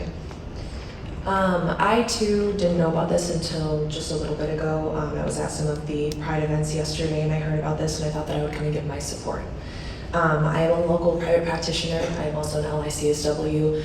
I am also part of the queer community myself. I work exclusively with the queer community in my private practice, and I just really want to be able to help in whatever way I can. Since I've also worked in schools, I've also worked as an administrator and a school counselor for 5 years in my past. From my understanding of school policy, there are already policies in place for supporting the safety of children and how to tell parents about safety concerns with their children. Students are already unable to legally get certain medical procedures or gender-affirming care without parental permission. So we're not discussing advising children around medical procedures or gender-affirming care or taking away the ability to talk to parents about safety. We are only talking about what space we're providing for children in schools to feel safe and explore who they are in their own time. By not changing current policies, we're not taking away parents' rights so much as allowing children to have a space to figure out what they need and who they are without being rushed through a very delicate process. We all want to think that all parents are going to be kind and supportive around their children's process of finding themselves. Parents are here because they care about their children. I would like to assume that for that reason that the parents that are here at this forum are not most likely the problem. I know that we've already discussed this. We're talking about families and children who are not so lucky. I trust, given my own experience as an educator and a counselor, that professionals in schools want to involve parents to the degree that it is safe and supportive to that child. In my own work, a huge part of the therapeutic process is taking the time to prepare people to have these conversations with their families in a way that truly advocates for their perspective and promotes connection and love between all parties. The time that it takes and the high degree of trust in the therapeutic relationship, it's the same with teachers. If this becomes a situation where school officials are mandated to tell parents immediately about children's identity, it takes away the time and space for children to work through this process with a trusted person and do the work towards being able to explore this with their parents in a way that will be supportive to everyone involved. It isn't something that needs to happen right away. And if it is a safety concern, then we can have that in a different type of discussion about policy. Just to give a little bit more perspective of how this process, of how long this process can take. I would like to talk about my own perspective as a 30-year-old lesbian identifying woman who only came out to my immediate family and my extended family 2 years ago. If I had been outed at age 16, I don't want to think how my life would have been. I would have been a completely different person. I would not have grown into the person that I am now to advocate for my needs in the way that I know I needed to, because if they had talked to me back then, I wouldn't have had the voice to describe my experience and who I am. But now I know that given all the time that I have given myself to process this and all the time that I've worked on myself, I am able to come to them and have a discussion and help them to see me in a way that I probably wouldn't have been able to advocate before, and I may not have had a relationship with them back then. So thank you.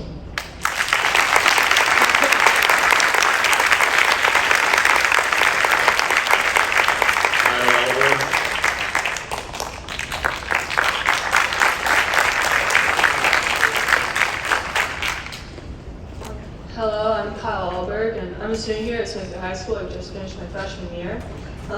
This whole discussion is so disturbing, and it's very confusing on why we're even talking about this, because it's not a very hard solution. It seems like we do have a solution. We've talked about bathroom plans, like just making multiple bathrooms, and unisex bathrooms, or just individually stalled bathrooms. And this whole situation could be very different. We've just worked on making solutions for both sides instead of fighting each other.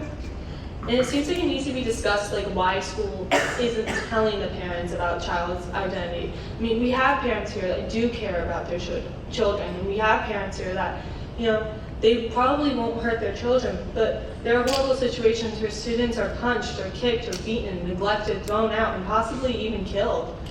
And maybe parents are just mad at you and they'll just take your phone and they'll think that you're influenced by social media.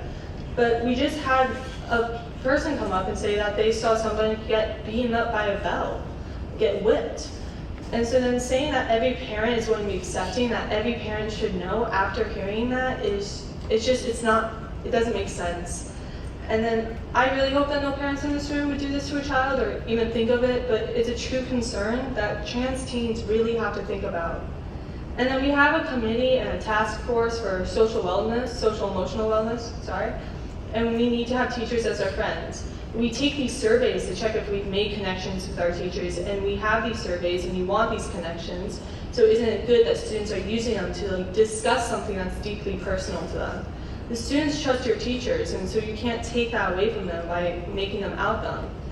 And then medical transitions and social transitions are very different. Social transitions, they aren't life-altering, they aren't surgery, and they can easily be changed back. And then Ellery, she came up and she said that coming out to parents is terrifying. Trans and queer kids don't owe an explanation, or they don't owe coming out to their parents. They shouldn't have to. And telling parents anything is absolutely horrifying. You don't see parents and kids excited for sex talk and going on to childbirth.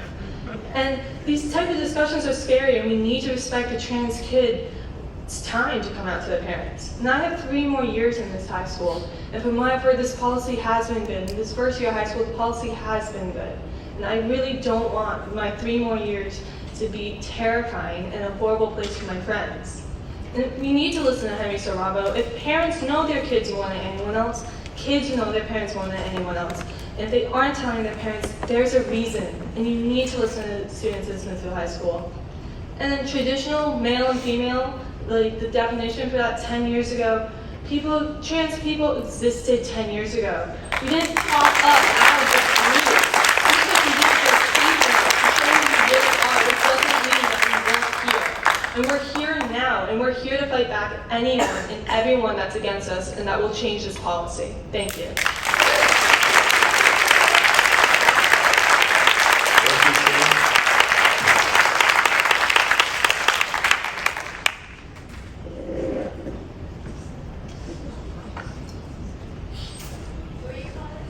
Dorothy Chin.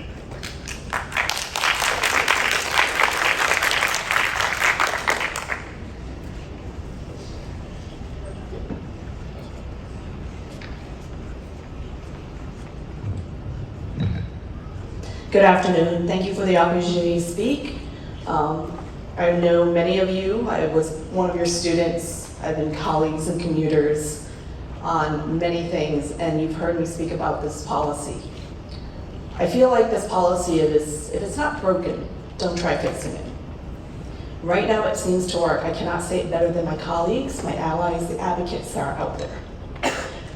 I feel also that if you really did have a conversation about the bathroom situation, you had that answer 2 or 3 meetings ago.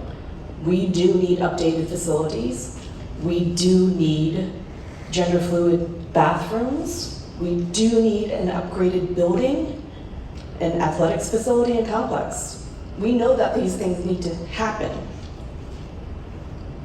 I don't feel that we should have spent 4 hours in this auditorium debating this policy that has been in place since 2018. Some of you board members were here in 2018 when this was put in. And again, if it's not broken, don't try fixing it, because you've heard from your students. And you heard from students that will continue being here. I was here in the 80s. I went through the school system. I have a very different perspective. I did not enjoy high school here. It was awful. My oldest child left the school system here on her accordance. I have another middle schooler. We talk about middle schoolers and saying what transition from age 10, 11 to 12, 13 do they become an independent person?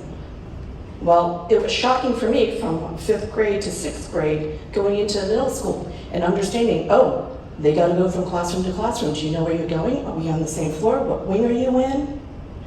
We have to go into Infinite Campus and make sure that they're able to do all their homework. And I will tell you, my 12-year-old, she's got down pat. She was a National Junior Honor Society inductee this year. Super proud of her. She did it on her own. But also at that point, I am raising independent women into adults. And part of that independence also comes with their own privacy to make their own decisions. I am an open person at any point and will be supportive to them, but at some point, they have to make certain decisions themselves. And we need to understand that we are talking about social transition, not medical transition. That doesn't belong to us, that belongs to the parents and the kids. Meaning, they can't take any of those drugs or do a physical operation without the parents being involved. So that's not the issue here. Basically, you're talking about social transition and you're talking about outing kids. Thank you.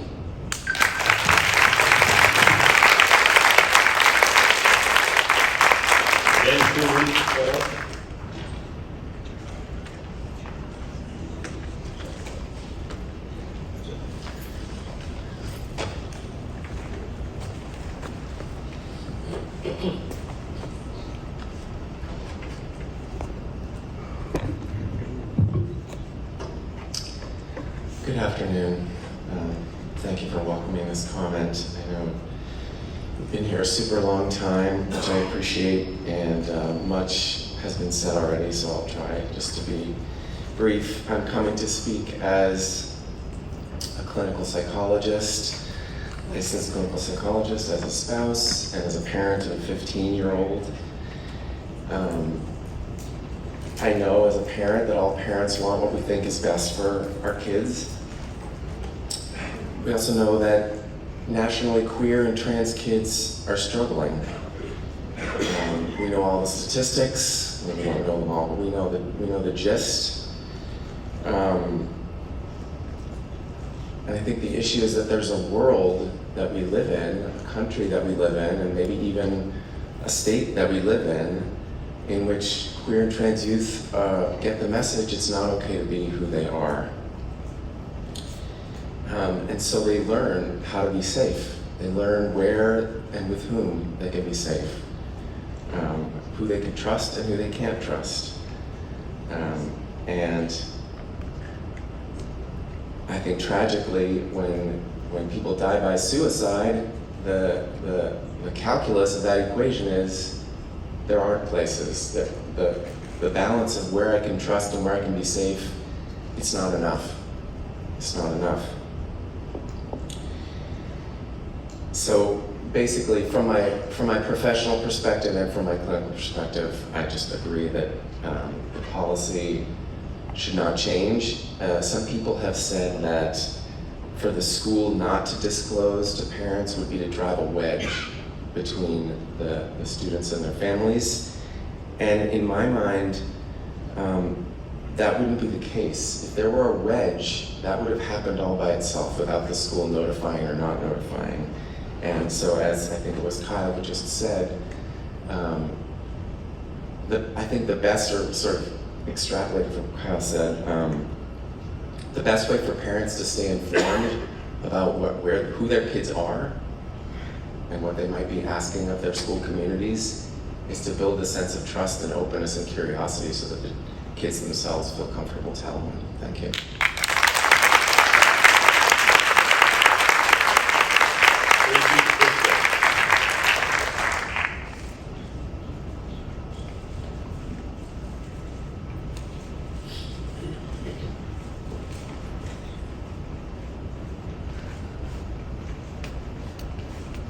Hello, thank you for being here today. I'm sure you guys are all exhausted.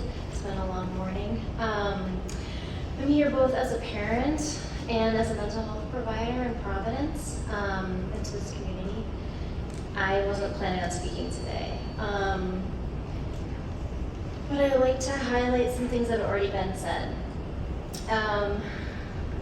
If a child is not going home to speak to their parents about what's going on with them, there's a very good reason.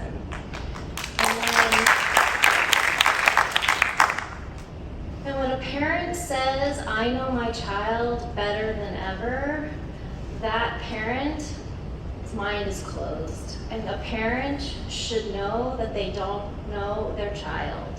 Their child knows who they are. And we would be in a much better place if parents could understand that all they needed to do was be open and to listen to what their child needed, and then this wouldn't even be an issue on the table. I'd also like to highlight that confidentiality is not secrecy and it's not lying. It's the rights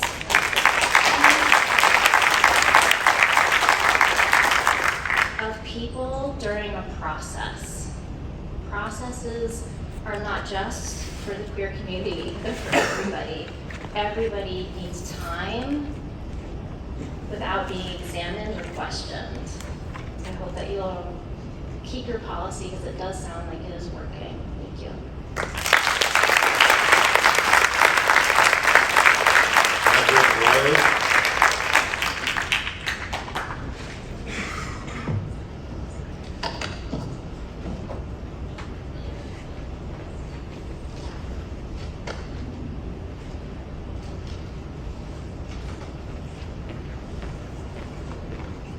Hi. I'm a student here at Smithfield High School. I have been my whole life. I'm going to be a senior next year, so I think I know what I'm talking about. I know who this policy affects, and I just want to say I've heard a lot of incredibly ignorant parents go up here and say they raise their kids, they know them better than anyone else, and that's just not true. I've been sure of my sexuality for a long time, but I only told my parents earlier this year. And my parents are nothing if not loving and caring and supportive. And they told me time and time again that they would love me no matter what, but it still took me time. But that's okay, because when I told them, it was my choice to tell them. Not everyone is as lucky as I am. Not everyone's parents are like mine. Some are bigoted and violent. The chairman said that 82% of the year, we are not in the school. He then went on to ask, where are we that 82% of the time? We are with our families, we are with our parents. And I don't think that we should be outing kids, because if we do, that whole 82% of the time, if their parents are angry and violent, they will have to be with someone who is angry and violent for 82% of their year, and I don't think that's acceptable. I would also like to point out the people in this crowd. When you look into this crowd, you see parents and you see children. And when you see the children, the people that this policy affects, you will see the parents that they're with. They are not the people who are against the transgender policy. They are not with the people who are bigoted. They are with the people who are here and supporting them and loving them and caring them. And they're here for this community. And I implore that when you think about this, you think about who this really affects and who you're really doing this for.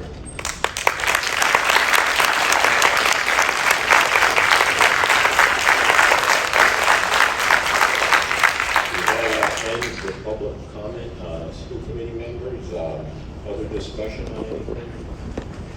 Anybody have any points at all? I do have a few different points here.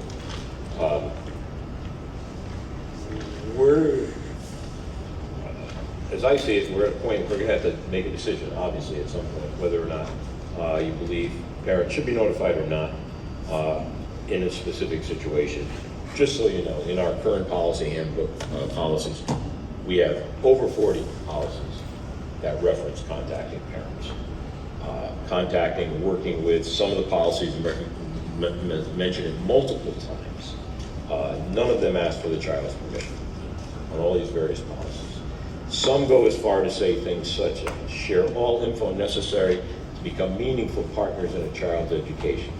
Parents and family engagement means the participation of families in regular, two-way, and meaningful communication involving student academic learning and other school activities. So, I mean, those things that we're either going to have to square up with it one way or the other. I heard a lot of different reports. I made notes on everything over here. I'm a little concerned because one big thing, I heard the term bigot thrown around a lot. And when you throw around a word like that, it kind of loses its value. And when you are really faced with a bigot, you won't even know it, okay? Because I don't feel any of these school committee members are bigots. They have an opinion. They were elected to express their opinion, and they take things into consideration as to what they should, how they should be working. That does not make them bigoted, nor does it make the parents who have a particular belief that they think they need to know versus the ones that don't need to know. They're not any more bigoted than that. So they don't throw words around like that. Transphobia. This thing has turned off into, gay and lesbian and queer and all that. It's strictly the transgender issues. The only thing we're talking about. When we throw statistics around, we throw statistics for an entire group of people, not just for the one we're talking about. One of the things I gave the school committee members to look at is a couple of court cases that Dr. Erica Anderson is involved in, one of which was mentioned here, Montgomery County, Maryland. Dr. Anderson has filed a friend of the court briefs on that particular suit, as well as one in Wisconsin. The Montgomery one has been moved from state court to federal court, and that's where she has filed a brief. She is transgender. She changed in 2011, so 12 years is when she has transitioned over. She advises and counsels people going into transgender. She has counseled them, and they have come out different directions. Some have gone on in transgender, others haven't. She is a stark proponent of letting parents know. And I'm talking about the whole thing, not just going into a bathroom. It's everything from the very beginning on. She feels it's very misleading, and it's not a good situation. You really should read those. She's the closest thing we're going to get to a objective person on this issue. As everybody laughs. Thank you very much. Mr. Chair, could I make a comment? Hold on 1 second. I've still got a few items over here because I took a lot of notes. It is our job to come up with a policy that deals with how our students and how our families can best educate students. There's not a single study out there that won't tell you Parents are the most important thing in terms of advising and helping their students in education. The teachers do it in the classrooms, the parents do it elsewhere, and we need the two working together. Another thing that bothers me is this whole idea that people think, that kids are, one of the things over here, kids are being raped or harmed and it hasn't happened and all that. That's not the case. Not a single parent that has contacted me with concerns has mentioned anything about raping or harming or any type of physical danger. All they've talked about is their children being uncomfortable in the bathroom. Uncomfortable. I mean, people get uncomfortable coming up here to speak, so it's not, we're not talking about somebody that's going to injure somebody or something like that. So, those just a few things. I did take notes. I thank everybody for their input into this. Yes, Mr. Case. Sure. Just you're absolutely correct that the vast majority of our policies do require parent notification. If you Google this topic, that common quote that's thrown around is, and I'll paraphrase, is, you need my permission to give my kid aspirin, but you don't have to tell me he's transgender. It's a fair point that we notify parents, but come full circle to all the experts. They have acknowledged that it's unusual to not notify parents if a student is transitioning. It's because they have identified that that is a vulnerable community in which reporting can potentially lead to undue harm, and then balancing that with the privacy rights of the students. That is why this does not equivocate to getting permission for aspirin or a field trip. The second thing I want to point out is I received the information that you included in the packet. I read the amicus brief, and that is certainly someone in the field who has experience. But cherry picking one particular expert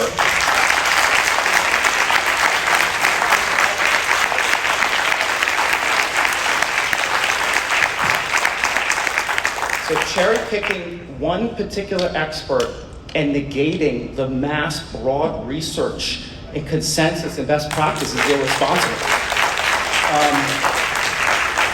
So we can all find research to support our position, but that's why when you do research, you have a broad consensus of information that comes in there to give you a fully informed opinion.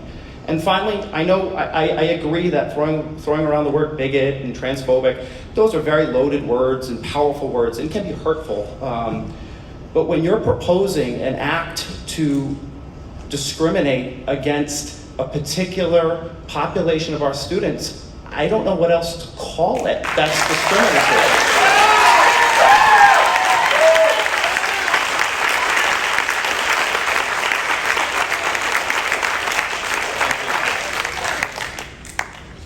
Anything else further from the committee? If not, the meeting is over.